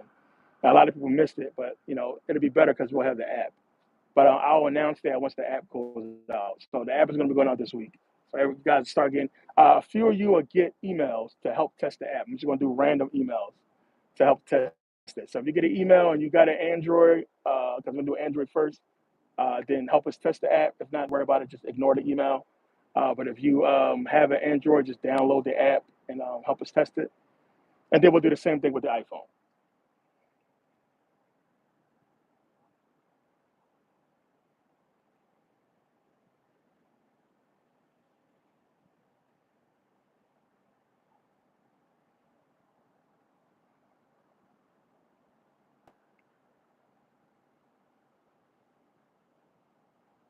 Yeah, D Grip, that's how you do it. That's how you do it. Get you a whiteboard. You can put a whiteboard on the refrigerator or have a big whiteboard. I know Ace Cloud has a whiteboard in his office. He writes everything on that shit. It's just how you got to do it, man. You could just schedule shit like that, like bills you got to pay, stuff that's due. It's important stuff, man. Like writing stuff down is important because you're kind of writing it into yourself. Like you'll have that memory of writing stuff when you write stuff down. Writing stuff down is just the best way to do it. But having a whiteboard on your fridge and just have stuff around, man. Like, listen, the only person that's gonna give you is you. You can have all the fucking knowledge in the world. If you don't fucking implement, if you don't do the little teeny things that help push, the energy towards you, it's not gonna work. It's small stuff you can do. Meditation is one. Writing stuff down is two. Don't cheat yourself. Don't fucking procrastinate. That is the killer of dreams. Procrastination is just the fucking plague of a lot of people. And you gotta get out of that shit. Procrastination will fucking just kill you. Certain little teeny shit you can do will change your life in a lot of fucking drastic ways. But writing out goals and steps to goals is one of the things. Like, if you're really serious, that's something you should be doing. Like, that's something you got to do. Like, if you think about what your ultimate goal is in life, your plan. I mean, if you think about it on the short term, like little short-term goals, start that way first. And you start writing it out, and then you got to come up with a thought process of what you need to do to reach that goal. Write that shit down. Then write down what you need to do to complete those little steps, and then go do it. It's that fucking simple. So you're literally crossing out steps that's going to lead to your goals, to success. It's fucking easy. And we're so spoiled, one, but then at the same time we're fucking arrogant. And then a lot of people say, I don't gotta write that shit down. I know what I gotta do. And it don't fucking work out because you didn't write the fucking shit down. And if you write it down, then it's consciously there for you. Because then you're seeing it and then you understand what you need to do. And then you're looking at it and you're saying, you know what, I gotta do this, I gotta do that. How can I get there? What I gotta do? Boom, you go and do it, you cross it out, you cross it off the list, and then you keep it going. Eventually you'll get there. You know what I saw that was a good idea? I saw this shit on fucking Instagram, and I thought to myself, it's a fucking good idea. Somebody invented this little box, right? You guys probably saw this. It's a fucking box, right? And you roll up money and you put it in a box. The goal is like $10,000. So on the box, let's say it's $100 bill. You roll up $100 bill, you put it in there, and you cross it off on the box. So once you cross off all the little money boxes on the big box, you'll have $10,000 in that box saved. That's fucking genius. It's little stuff like that that's just smart that'll help you out. Because to me, that looks so easy to do. Uh, if you just think about it, like on the fucking unconscious level, I'm just going to unconsciously, you know, put this money in there, cross it off, and just forget about it and just keep it going.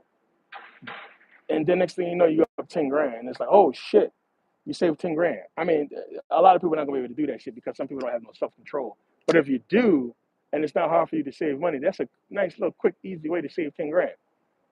But it's stuff like that that you gotta have to help you move forward in life anyway and get through a lot of shit. Um, I hope people understand, this shit is not gonna happen. Like we're not Christians. We're not gonna pray our way out of shit. You gotta do. And these are some of the little teeny things you can do to help you get to where you gotta go.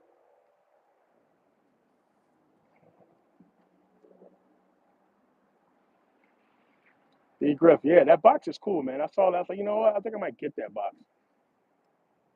Excuse me.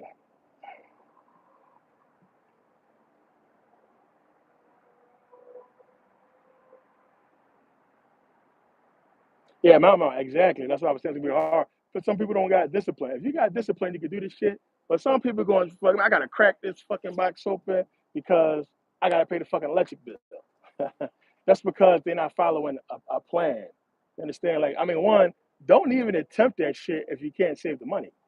You understand? That's some shit you just do unconsciously. I'm just gonna throw this money in there and forget it because you're not hurting for money. You understand? It's just like you can afford to do it.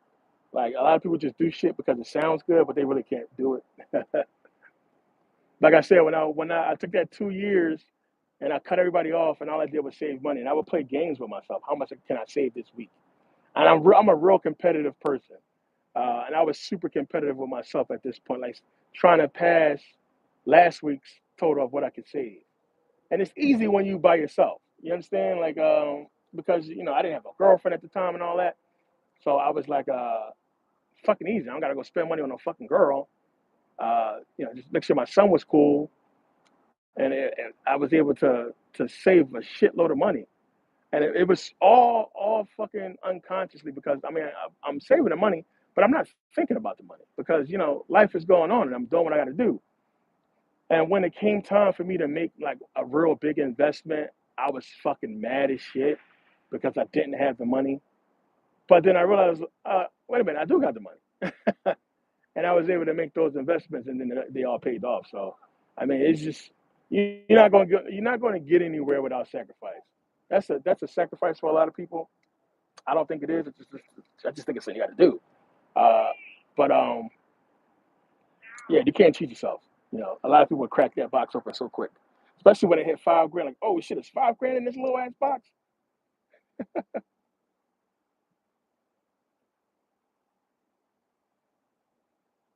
Yeah, I know, man. Like, so it's cool that like your phone. We got phones. Phones you can just record shit real quick in your phone and save it. And then somebody just said notes. Like if you write it in, like you put shit in notes on your phone. At least you type it in. Like I said, I highly recommend writing it down in the book if you can get to it. They have little teeny little black books you can carry around and put notes in. However, you got to do it. As long as you get important notes in notes, because trust me, you think you won't forget, you're gonna forget.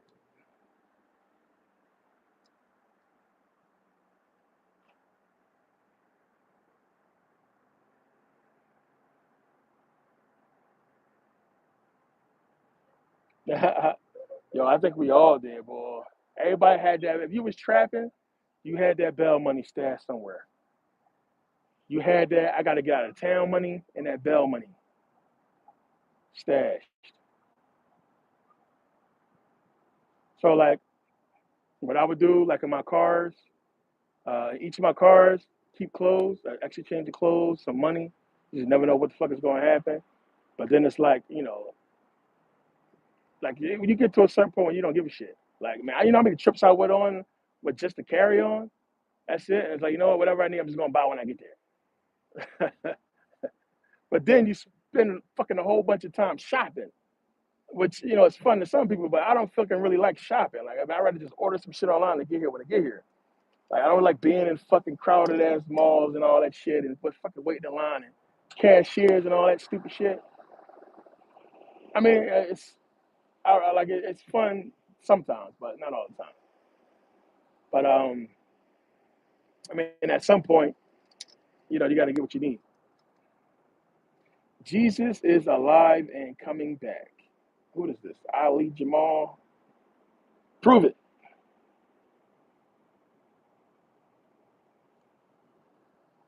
No, D Griff, go to the dollar store. You get a notebook for $1 now.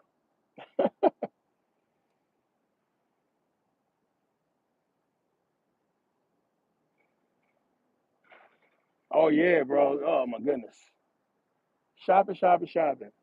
Like I said, you know what it was too. I had this. I wanted to just know what it was about. Life is about experience, man. Like it don't matter who the fuck you buy from. You buying from the white man, regardless. You buying from somebody. So I was on this whole tour of fucking European shit for a while, where it was just like, you know what? I want to fucking buy designer everything because I just wanted to fucking have it and see what the fuck is the big deal. Like, first of all, one, when you go and spend fucking $1,400 for a pair of sneakers, and it's like, dude, they're like, there's no warranty with these fucking sneakers. Like, you can dick a pair of sneakers in a fucking day, and they done. No warranty with that. They're not going to give you a second pair. That lifestyle is truly for the gaudy, disrespectfully rich. Like, and I was maintaining it because it was just like, I got a lot of money coming in. But it's just like so dumb, man. It's so stupid. It's just dumb. Like I'm glad I experienced it. It was cool to go shopping. I got cool because these people are like kiss asses at Louis and all that. I got cool with a lot of the workers and shit at Louis Vuitton and Gucci and all that shit. But at the end of the day, it was just like shit is dumb. Spending $1,000 on a pair of sneakers, fucking $500 t-shirts. Like, $700 white t-shirts. Like, what the fuck? It's just stupid, yo. I don't give a fuck how much money you got. It's just dumb. It's not worth, because what you're paying, you're not getting back in the quality of the clothes and sneakers. And that's where you draw the line at right there. Plain and simple. They're not going to give you a fucking free dry cleaning for your fucking $800 Louis Vuitton shirt. So that shit to me is just dumb. It's just a lifestyle that is just a waste of fucking money.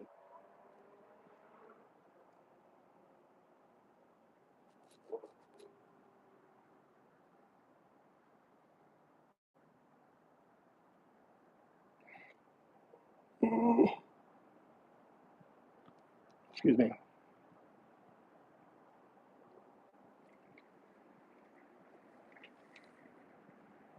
I just see Kim. Oh yeah, Kim, what's the deal?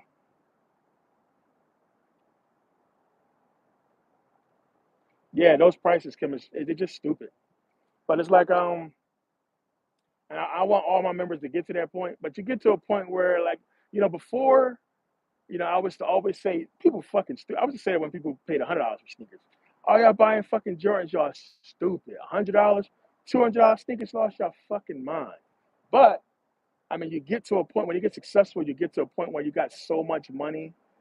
It don't matter. Like buying certain expensive shit, it's like buying regular shit, like buying a fucking $5 hat, stuff like that.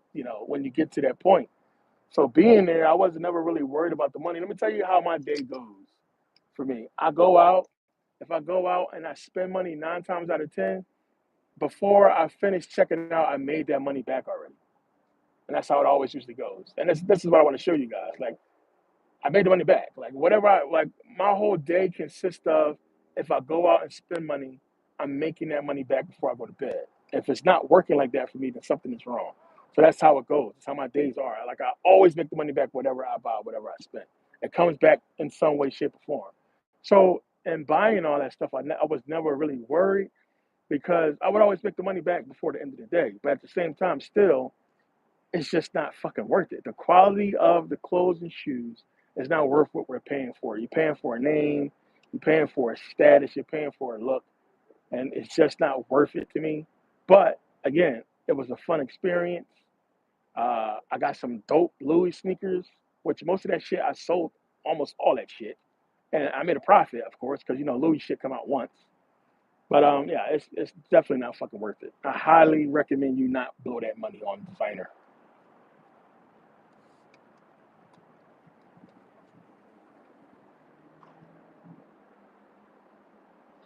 Stacy Calhoun, my favorite sneakers, hands down in the world. I don't care who made them. My favorite number one sneaker is the Jordan 11 Breads. Plain and simple. That's just my favorite. And then after that, it's the Concord. My favorite two sneakers on the planet. Period. Point blank. There's no shoe better than those to me. Like it's my favorite two sneakers. Like don't ask me why. I just the 11 Breads, the Pat Levers, my favorite sneakers. Like I like fucking 80 pair of those damn sneakers. I love them. So those are my favorite Jordans. I love the Concords. I mean, in school when they came out, he was like the shit if you had those Jordans, which I did not. But yeah, those are my favorite sneakers. But I got a lot of sneakers that I do like. But those are my favorites, man. Um, Definitely my favorite sneakers.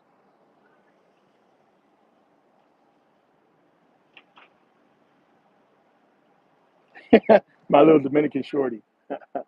Yeah, the 11s is it, man. The 11s is in. Like it's just so many different color combinations they got out now.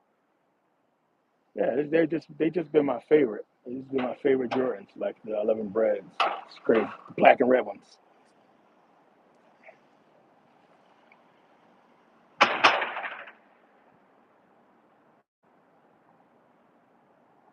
Yeah, Nike realized that one. I mean, it's the biggest, one of the biggest, best marketing plans of all time. Because just like I just said, I didn't have those Jordans when I grew up, and then Nike realized that a lot of people didn't have those sneakers when they grew up. It's a nostalgic thing, and Jordan brand is just so up there. So they said, well, why the fuck we got to spend time designing more shit? We could just fucking re-release the goddamn Jordans and then see what happens. And you see what happens, even still right now to this day. People still want retros. They just in. I mean, they're not going nowhere. I mean, the designer of those sneakers just was on point. So yeah.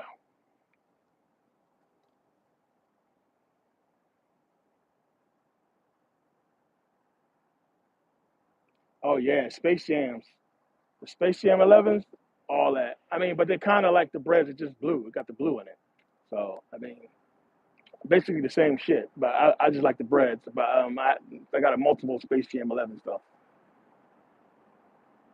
Yeah, Gorilla Funk X. Yeah, I got a shitload of phone posits.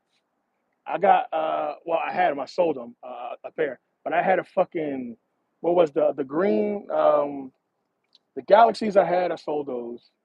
I had the green. I forget what the name of, but it was green. Fuck, it was worth like 6 grand, which I had absolutely no clue because I didn't pay 6 grand for them. But when I seen the price on a lot of those sneakers, a lot of these sneakers when they start blowing up, let this race car go. A lot of those sneakers when they start blowing up, I had them already. I just didn't know they was worth so much because I got in early and I have a sneaker connect. I got a couple of them actually, to where I was getting a lot of good sneakers. They was telling me, "Hey, you want these?" And I'll look at them and say, "Hey, you know what? You're right." And I would get them. And with me, I buy multiples and I buy triples. You know what I'm saying? Like I buy multiples, I buy triples. So if it's a sneaker that I gotta have that I'm going to wear that I like, I want to get like 3 pair of them. But if it's something that's going to be money, an investment, I buy as much as I can buy. And that's what I seen the foam posits, the high end ones going for what they was going for. I went and found some pairs and I held on to them and made some money. My Galaxies, I still got a couple pair of Galaxy phones, which I love those. I would never ever sell those. And that's a couple pair of phones that I got that I'll never get rid of because I just love those sneakers. I mean, they still look brand new.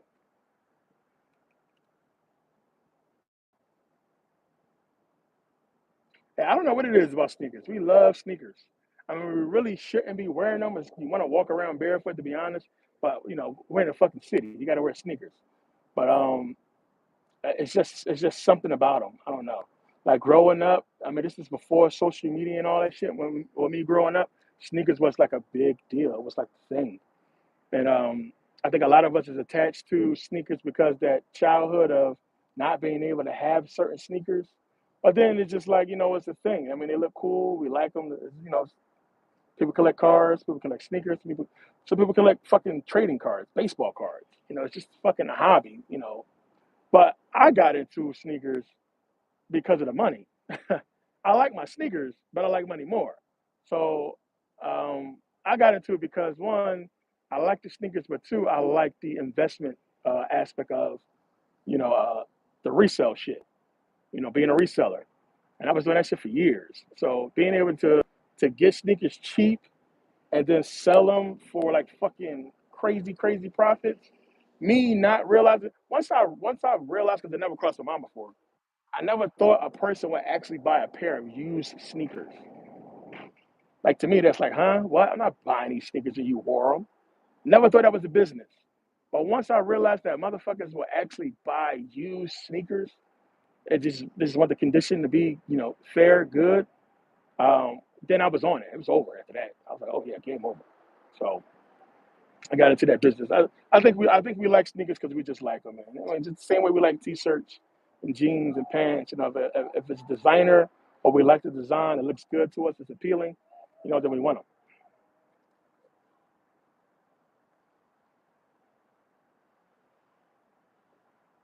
Yeah, the most. I mean, Yeezys are super comfortable, but believe it or not, real shit. Now I'm not trying to promote Gucci, but the most comfortable sneakers I ever fucking bought was a pair of Gucci sneakers. There's these high top Gucci sneakers that I bought. They like white and red. I think I got a picture of them. But they were fucking they still got a picture of these sneakers. Probably the most comfortable sneakers I ever wear in my life. And for what they cost, they should be.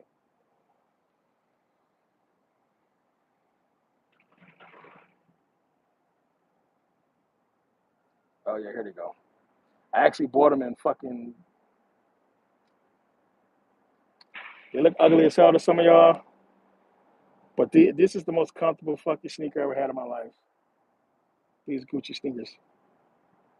I bought them. I bought both the black ones and those ones. They so comfortable. Um, those are the most comfortable sneakers I ever had. And then the Yeezys would probably be number two.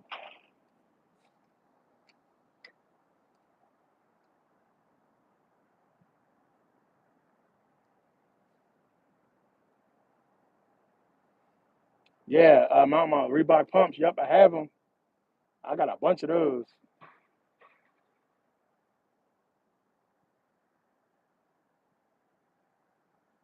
Yeah, Clement, those sneakers. You know, the picture don't do it justice. They look way better in person. Trust me. That picture, the picture I took was a horrible picture, but in person they look a lot better.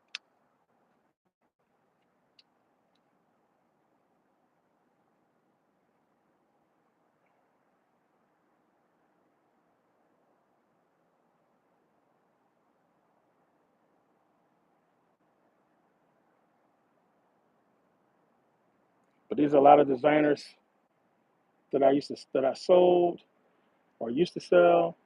Dior sneakers. I done bought. This is kind of a better shot. Right here, you guys can see that.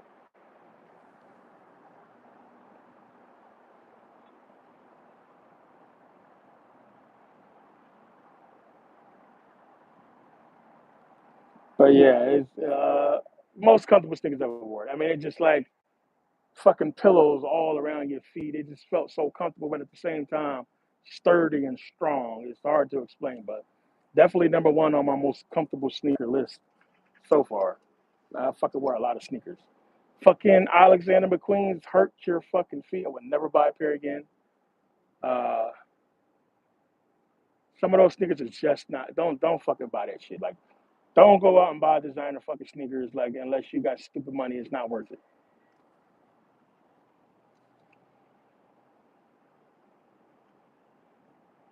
What I got on my feet now?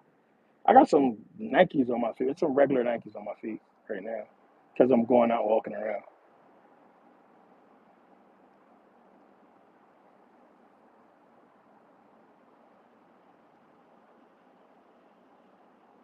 The Grand, what is the Grand? The Grand Canyon is a canyon. It's a fucking crazy canyon, and something happened there. Something happened there, and I think that's why it's we find a lot of tribes still there. We find a lot of artifacts there. A lot of people believe it was set up like uh, Cairo, like Egypt, with the Sphinx and the pyramid and everything. And it's a lot to show that it was with the pyramid of Isis, and it's a remnants there that look like it used to be a huge Sphinx. So quite possibly it could be. I mean, it lines up almost with the layout in Egypt.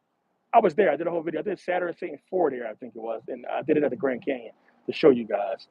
But yeah, and then on the way there, you have Pyramid Canyon. So remember, Pyramid Canyon, you going towards the Grand Canyon, you pass Pyramid Canyon if you turn off. But it's a bunch of fucking mountains that look like pyramids. That look like they could be fossilized pyramids, if that makes sense.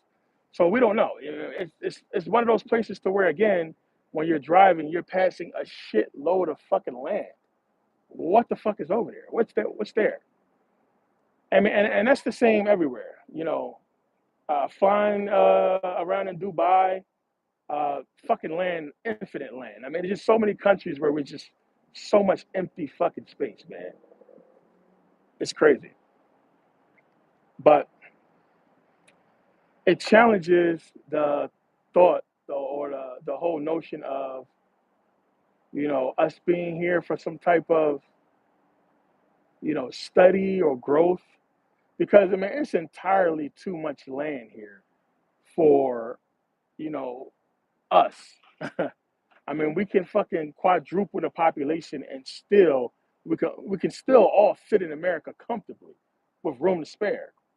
And it's just like, what the fuck is all this land for? What's going on? What do we need all this space for? I mean, how many people do you want us to have here? So you think about that, and the answer to that question, as a lot of people pointed out, was that giants was here. Remember, the Bible says there was giants in the earth in those days. You understand? So a lot of people would say, well, you know what? There's so much space because people was bigger. It was more here. It was a lot more going on here.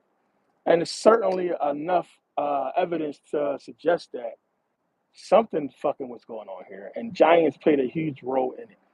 I had a video coming out. I'm still gonna do this video. I'm actually kind of waiting for some information to come through for that from a friend, because I don't want to say nothing wrong. But oh, it's a lot of information on these giants to really uh, prove their existence.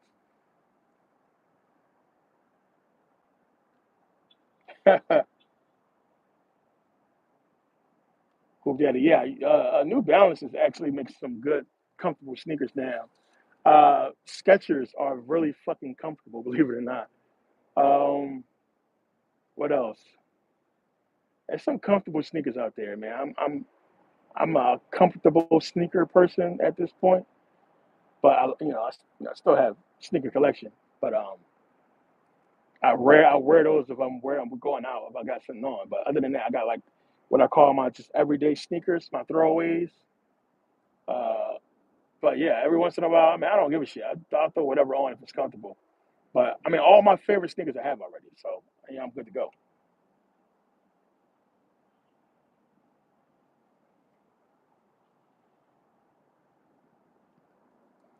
Yeah, designers are not very comfortable. There's only a few that's comfortable. Louis Vuitton makes comfortable designer sneakers. What the quality of those sneakers are fucking amazing, and that's what you want. I mean, if you're getting that good quality, that fucking tough, good leather, and then you're good to go. And the sneaker could stand up, and it's good for resale because they last for a while. You don't worry about really fucking them up. Same thing with Dolce and Gabbana. Dolce and Gabbana, as far as men's sneakers, they make a good sneaker. Some of these sneakers have real thick leather and they're heavy. Uh, so really, you want to get that good quality for what you're paying, but still, at the end of the day, it's not worth it. Like the quality of the sneaker, it don't add up to the price that it costs. It just don't. You're paying way too much. You're really paying for the name and what have you. But like I said, this shit is about experience. So if you got the money to go and blow, or you got the money to spend, and you want to do it, get the experience. Go buy them so you can see you had them. You had that experience in life to where you went and bought designer. So I recommend everybody do it at least one time in your life. But after a while, depending on your situation, after you spend all that money, you're gonna be like, hell no.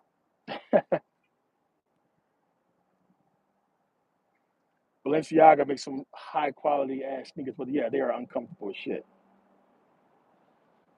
Like, I have a lot of Balenciaga shit. Let me see.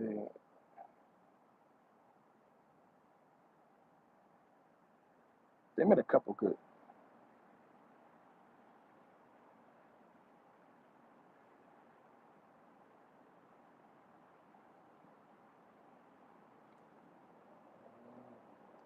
Balmain makes some good shit too.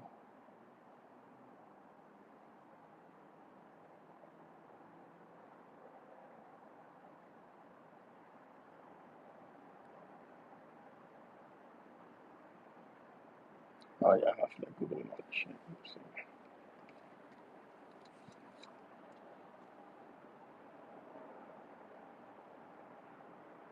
Yeah, Lacoste, I like Lacoste shit too.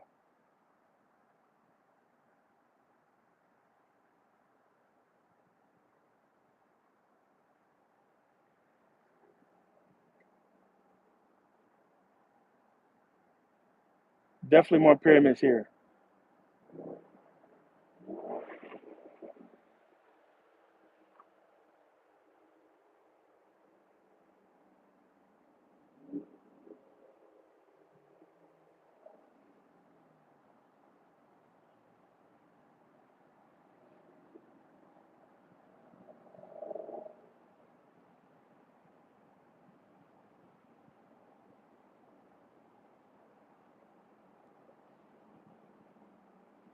Brian Garcia, no way.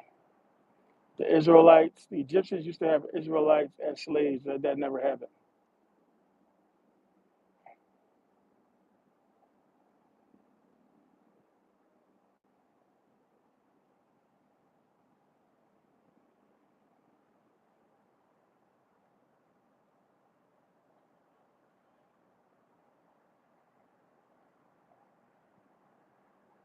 Kim, hell yeah, you smart. John, what's the deal?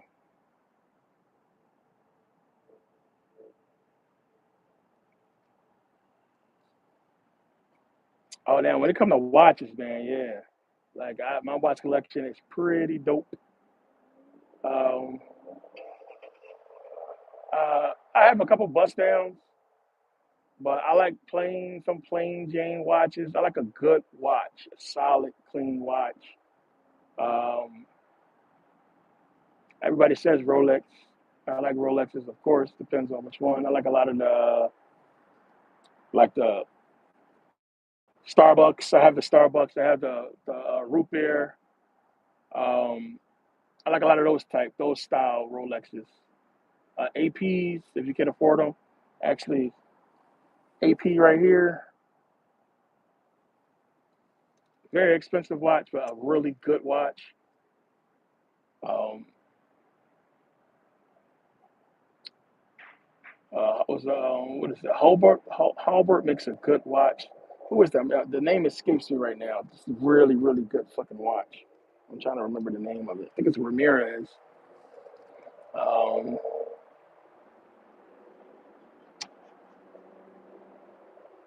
yeah, Patek. It's a lot of good watches out there.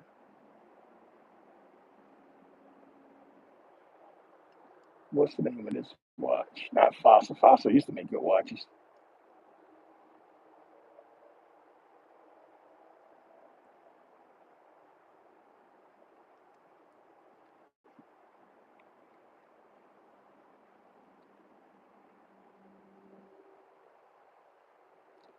What's that? Kylie. I don't know want to say your name wrong, but yeah, you trust me. You got the email. Check your spam and everything like that, or it probably won't get to you till tomorrow.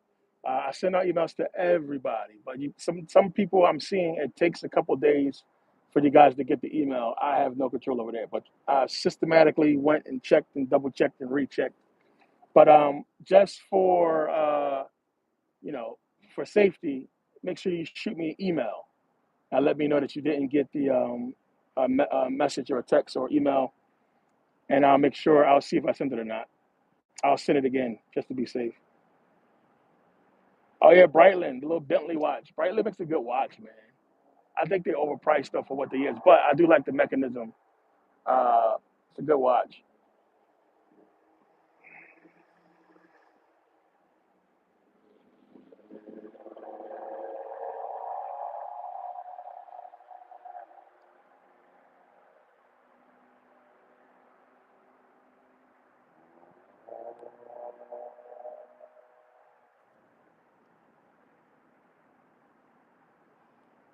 Yeah, Anubis, exactly. And here's the thing, I paid for that not to happen. Anubis, I paid for that not to happen. So I paid these like so Merkabah dash team at merkabahacademy.com is paid. I have that's tight. That's one of those is Titan, but I also have a company that I pay to send out emails to you guys to land. They have like a fucking 94% success rate that it lands in the inbox, which is good. But it's just like it's one of those things, man, that they regulate because you got to understand. First of all, one, probably like a decade or 2 decades ago, fucking having an email list was like having fucking money in the bank, right? So you have a good email list, it's everything. And then now they're still on that. They haven't let that go. Like we have SMS now, we got fucking social media. There's other ways of getting out information to a bunch of people at once. Why they're so anal about fucking email still, I don't understand it. But that's all it is, man. They just real anal about people getting messages instantly. To where, excuse me, they only send it out to certain people. I don't know the algorithm or how they choose who gets what when you send it out, but they make all those decisions. But trust me, I send out emails to a large group of people at once, and not everybody gets it instantly. I always add my emails in there to see if I get them, and I usually do. And then sometimes I don't get them for like a day later in some of the emails. So it's crazy.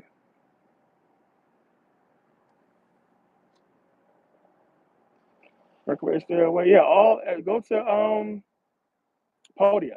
So the link is in the description. Go to the link in the description. You'll see the link there for Merkabah Scholar Society. But follow that Podia page, and all my videos are there.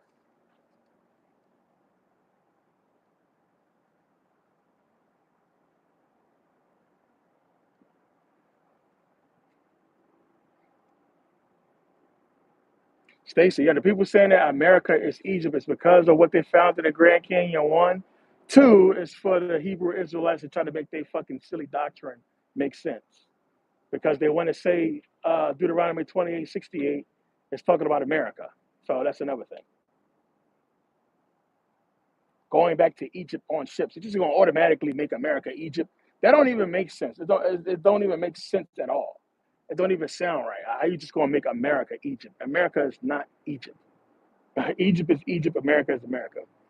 But it's all metaphorical, and in the sense to where we have these Egyptian artifacts here. It's kind of sort of the same thing, talking about slavery in Egypt, and then also slavery being here in the Americas, which the slavery in Egypt was first, of course, which it never took place.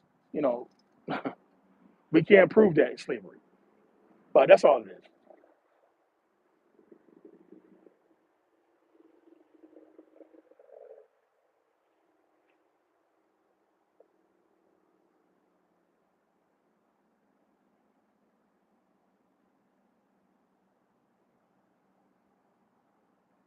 Yeah, because Deuteronomy 28:68 is talking about on ships. It's like one of the prophecies. But again, as I showed you guys, I broke that whole thing down. That's Deuteronomy 28:68 in the King James Version. If you look at Deuteronomy 28:68 in Codex Sinaiticus, it's the oldest complete biblical manuscript. It does not say the same thing as the King James Version. I read that whole thing to you guys in Greek and broke down what it's talking about, and it's talking about children. First of all, one, we don't even have the whole entire verse kind of broken up, so we can't make out all of it. So I read what I could read, but it's clearly not saying the same thing as the King James Version, and it's the same story with most of the books. It's made up. It's the King James version for a reason. It's his version, the Masonic version, basically.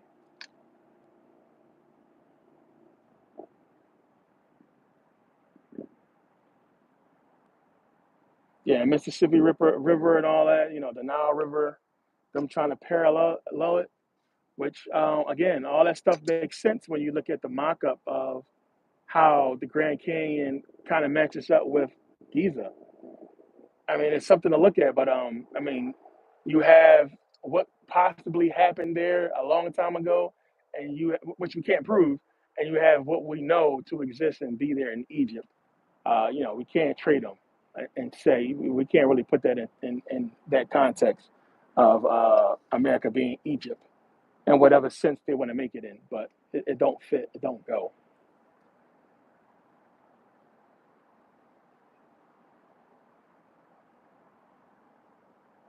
Yeah, the Dead Sea Scrolls, I broke that down already. You can actually Google this for yourself too if you want to look it up.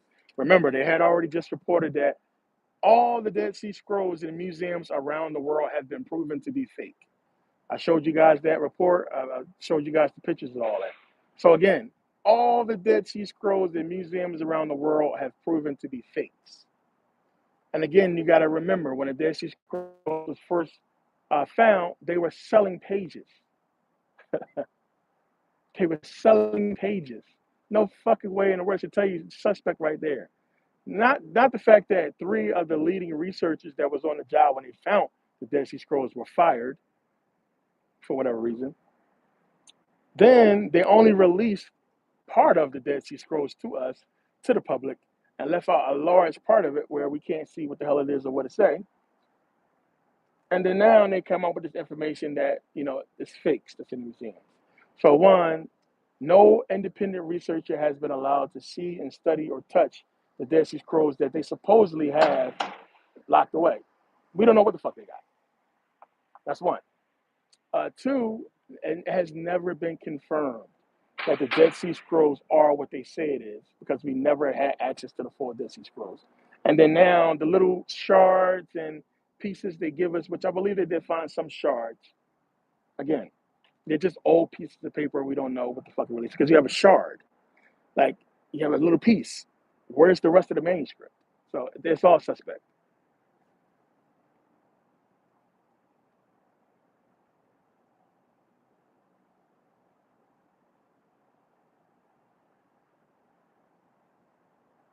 Exactly. How can you sell pages of an artifact? It don't make sense.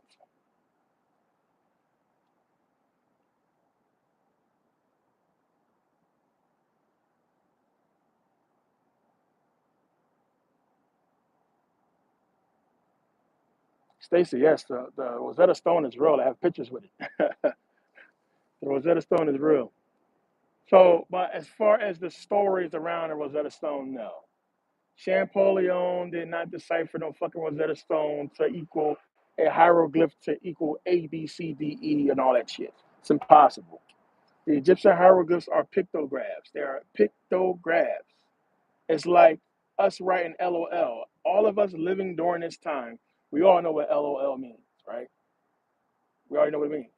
Now, a million years from now or 10,000 years from now, somebody might see LOL spray painted on the wall and probably won't know what the fuck you're talking about. So unless there is some reference somewhere else to LOL, that's the only way you're going to figure out what the hell it means. So that's basically what we had to do with the hieroglyphs was reference.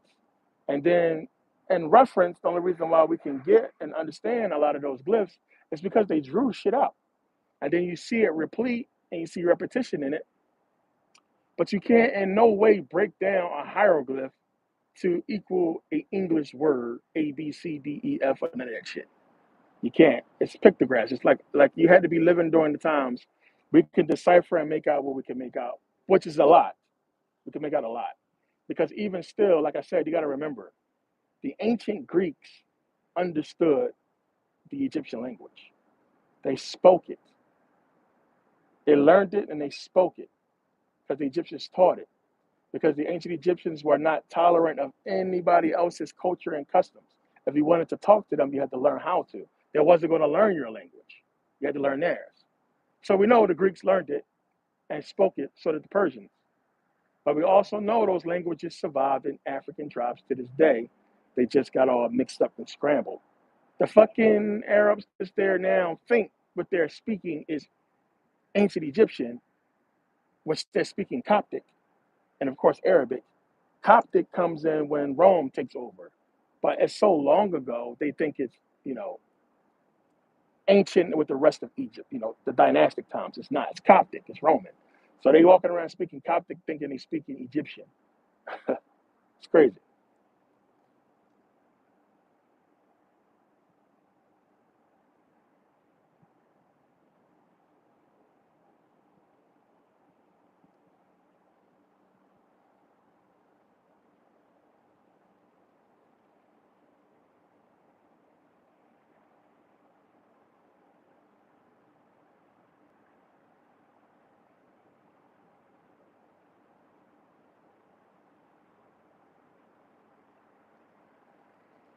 But yeah, the Rosetta Stone is like it's not what they say it is. It's you know, it's not a cryptex to give you the complete understanding of ancient Egyptian hieroglyphs. Which, think about it. Like one, again, how I stumped the hell out of one of these Arabs who think they are descendants of the ancient Egyptians. Where were you guys? If you descended from these people, how come you don't speak the language? How come you can't read the glyphs?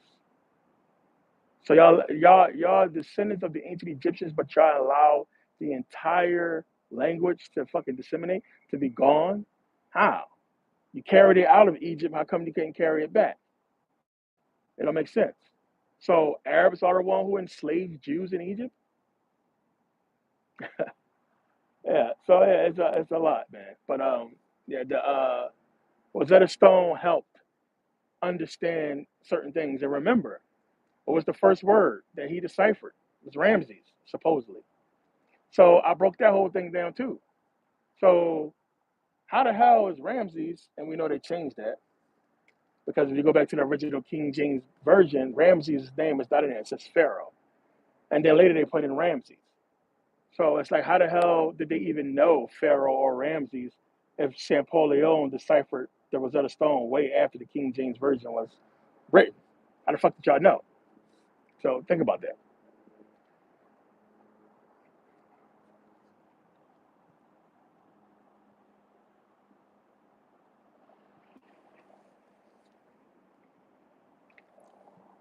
Yeah, yeah, shark could be a picture of anything. I mean, so I think I got a picture with the Rosetta Stone. I have it in my phone.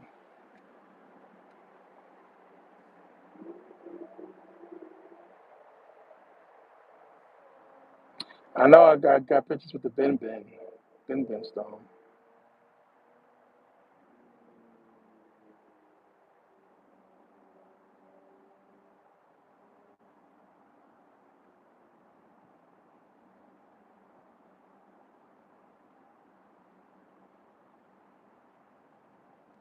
So many damn pictures.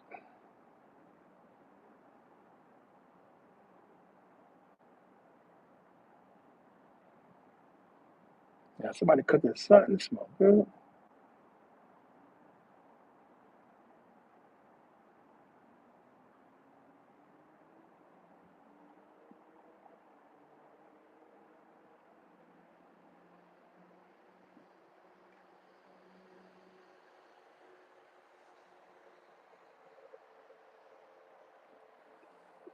Miriam Patah Stella,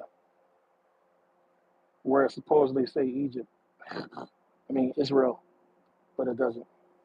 Excuse me.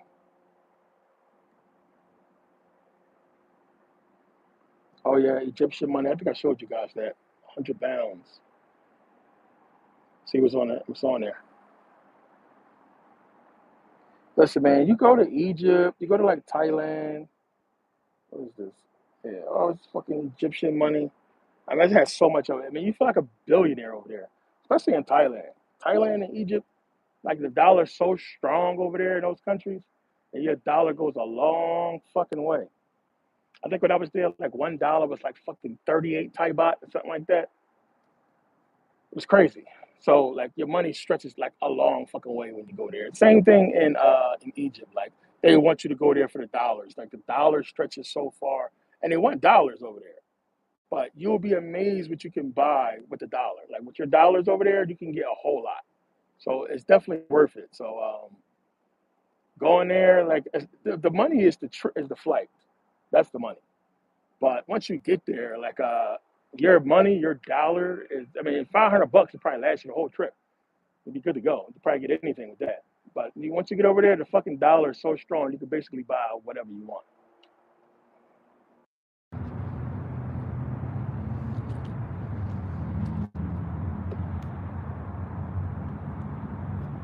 Let's see.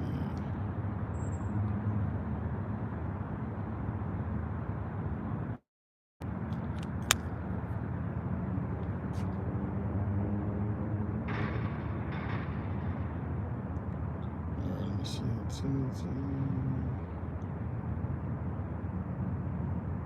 Exactly, Anubis.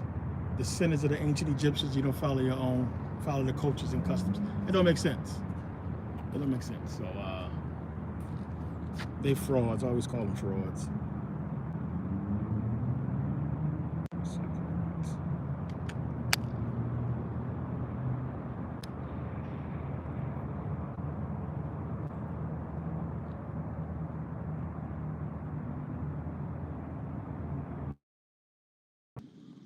All right, here we go.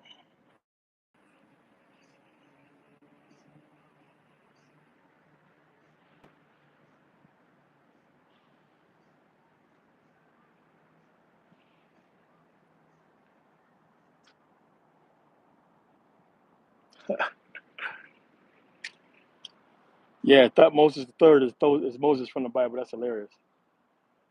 Yeah, I've been to Cambodia, been to Laos. All that stuff is all over there. We start going towards Thailand. All that shit is all grouped up in the same area. Cambodia, the black faces. Like I think I showed you guys some of those photos. The black faces there and the ruins. It's one of the reasons why I talked about that because when you travel, especially in India, because India is fucking a whole lot of it. When you travel to a lot of these countries, and like they have like the ruins are like tourist destinations, right? But when you go there, I mean, even in Mexico, it fucking boggles your mind because to me, first of all, it's absolutely beautiful. It's beautiful.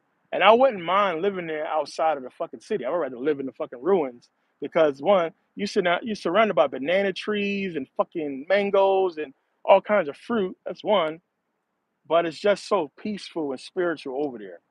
But the thing is, you go to a lot of these ruins, the ancient lands, and it's just so much of it that's just nobody's living there. It's just the tourists come and walk and take pictures, and I always fucking made me scratch my head as to why nobody's there. And the reason why nobody's there because of those black fucking faces. I'll be shocked they let tourists in there to see them and photograph them, but they don't want the people to understand that ancient knowledge. So they run their people out of the ruins. They make them government owned. And so the government owns these ruins. You can't be here. Nobody can own those lands. They protect it. But really, it's to hide that knowledge, you know. And they've been doing a good job at that.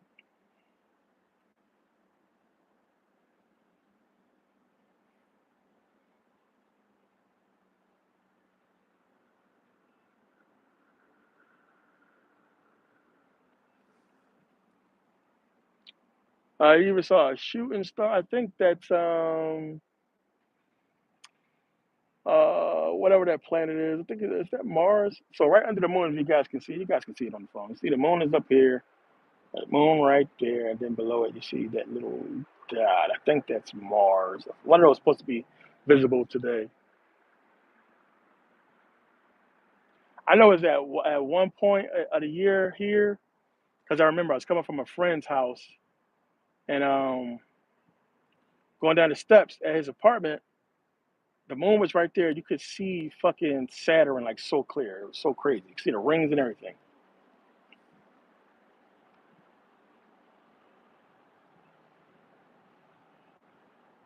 Oh, the Grand Canyon is big, man. I mean, going out to the rim or going to the top of it is cool. Where you really want to go down in the canyon. That's the cool place to go down in the canyon. So they have expeditions. You can go down in the canyon and track it, or they got helicopter rides. You go down there and have fucking lunch. But going into the canyon is cool. It's a lot down there.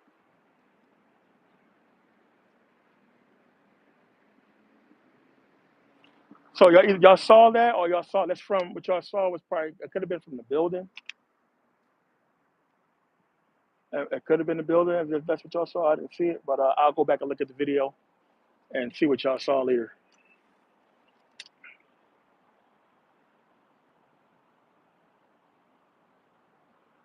Yeah, it's recorded, so I'll see it. Kim, yeah, I've been to Mumbai. I have friends in Mumbai, so I've been to Mumbai a couple times. In India, I've been to Sri Lanka, which I have pictures of that. So yeah, I've been to India. India's cool. It's hot as fuck over there.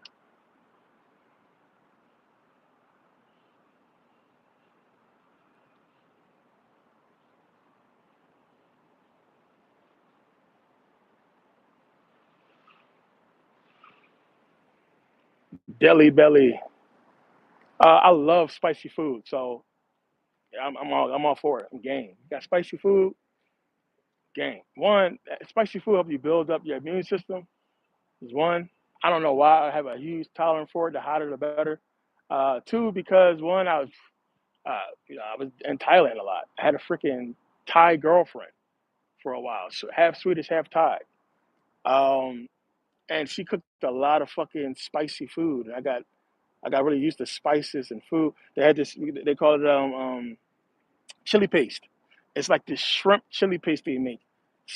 Fucking best. Spicy. I could just eat that chili paste with some cilantro and white rice for the rest of my fucking life. It's so good. But it's spicy. Like spicy. Good though. Like this is why you go over there to like China and these Asian countries, they don't get sick. They don't get sick and they don't get fat. And these little Thai women can eat like four niggas under the table. Seriously, they eat so much food. So like in Thai culture, they don't make one dish. They make like fucking six. So the table is full of food at dinner time. And you're eating a bunch of different things. And they eat a lot of fucking pork. A lot of pork. And these people don't get no weight. You go over there, everybody's fucking fit. Everybody's bony and thin. Why? Because of the spices. And because of the meat is clean, of course. There's no hormones and shit like that, chemicals. There's literally chickens running around every fucking where. So as a matter of fact, I went to where because a friend of mine, her mom owned the fucking the rice field as well as the fish market Let me see.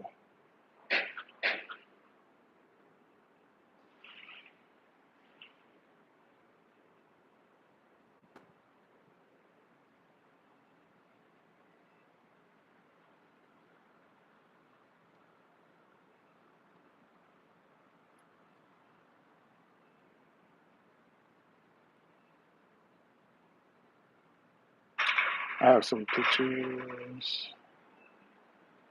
It takes too long to scroll through all that shit. But this bottom shot right here, matter of fact, let me see if I can scroll in some. That's what they doing right here. I took this photo of them. They're actually making the chili paste right here on the bottom. That's how these women do. They get together and they make all this stuff. Like the women that get together and they'll just make all the food and prep everything for the village, for everybody. So cool thing about the village life is so awesome. Everybody eats. They make sure everybody eats, and they just make the food. The fucking village is just full of food. Like in that photo, you couldn't see it, but there's like literally chickens running around all over the place, just all over the place. And as you're driving through the village, I talked about this before. As you're driving through the villages, like all you see is chickens. It's just something that just fucking boggled my mind. It blew me away. It's just fucking chickens everywhere you go. It's fucking chickens all over the place. So like, if you're fucking hungry, you could just stop and grab a wild chicken off the road, and fucking go make you some fried chicken.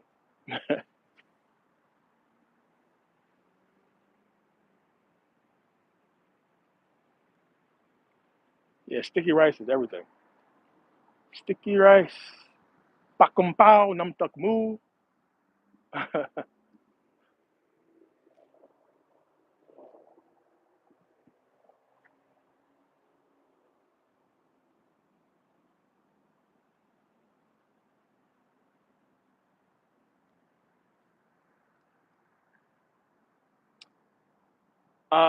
So what was this?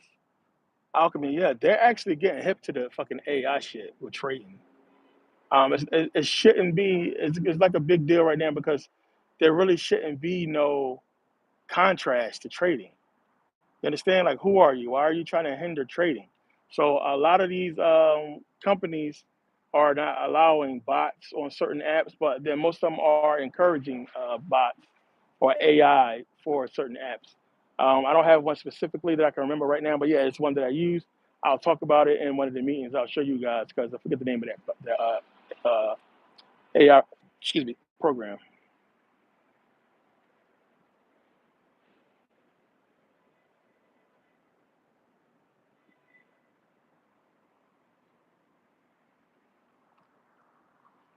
But yeah, I wanted to come on here, let everybody just get caught up because tomorrow's Monday. As I said, it'll be the end of that phase two. Also, I'll be, as I said, I'll send out emails to you guys for um, the app to help test the app. And we got some new videos coming out and some more stuff. As I said, we'll have a live probably Wednesday or Thursday for it'll be here on YouTube, but it'll be for Merkabah Scholar Society members only. We'll do that live just to get into the app and everything like that, and then we'll talk about the next meeting. Um, oh yeah, so then also you guys will start getting books next week. We got like another little, I think about another week wait on that, but you guys start getting books in the mail. Make sure you guys fill out that information um, that I sent you guys with the video. Fill that out, and yeah, it's a lot of new stuff coming up. So we'll get into all that coming up.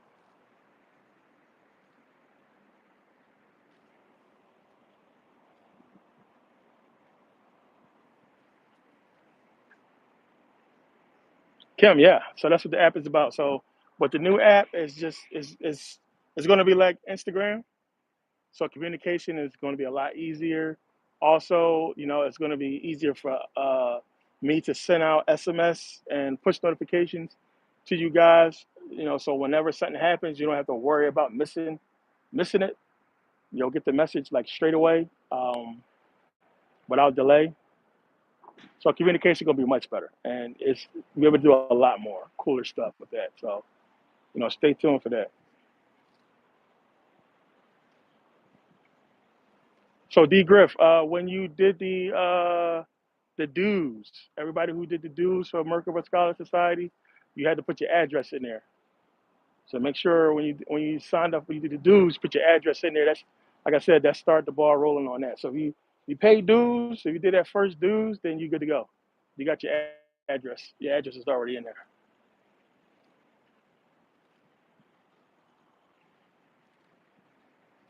And also when you registered, I believe you had to put your address in there.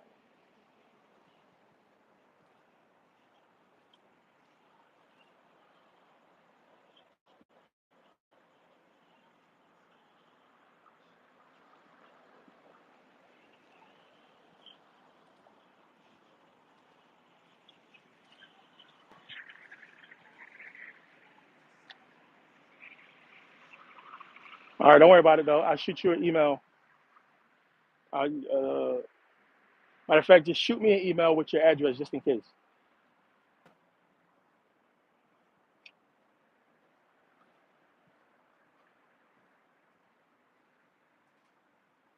Because I want to try to do this universally and send out books to everybody all at the same time. That's how I want to get it done. So nobody's really waiting. We're not waiting for people.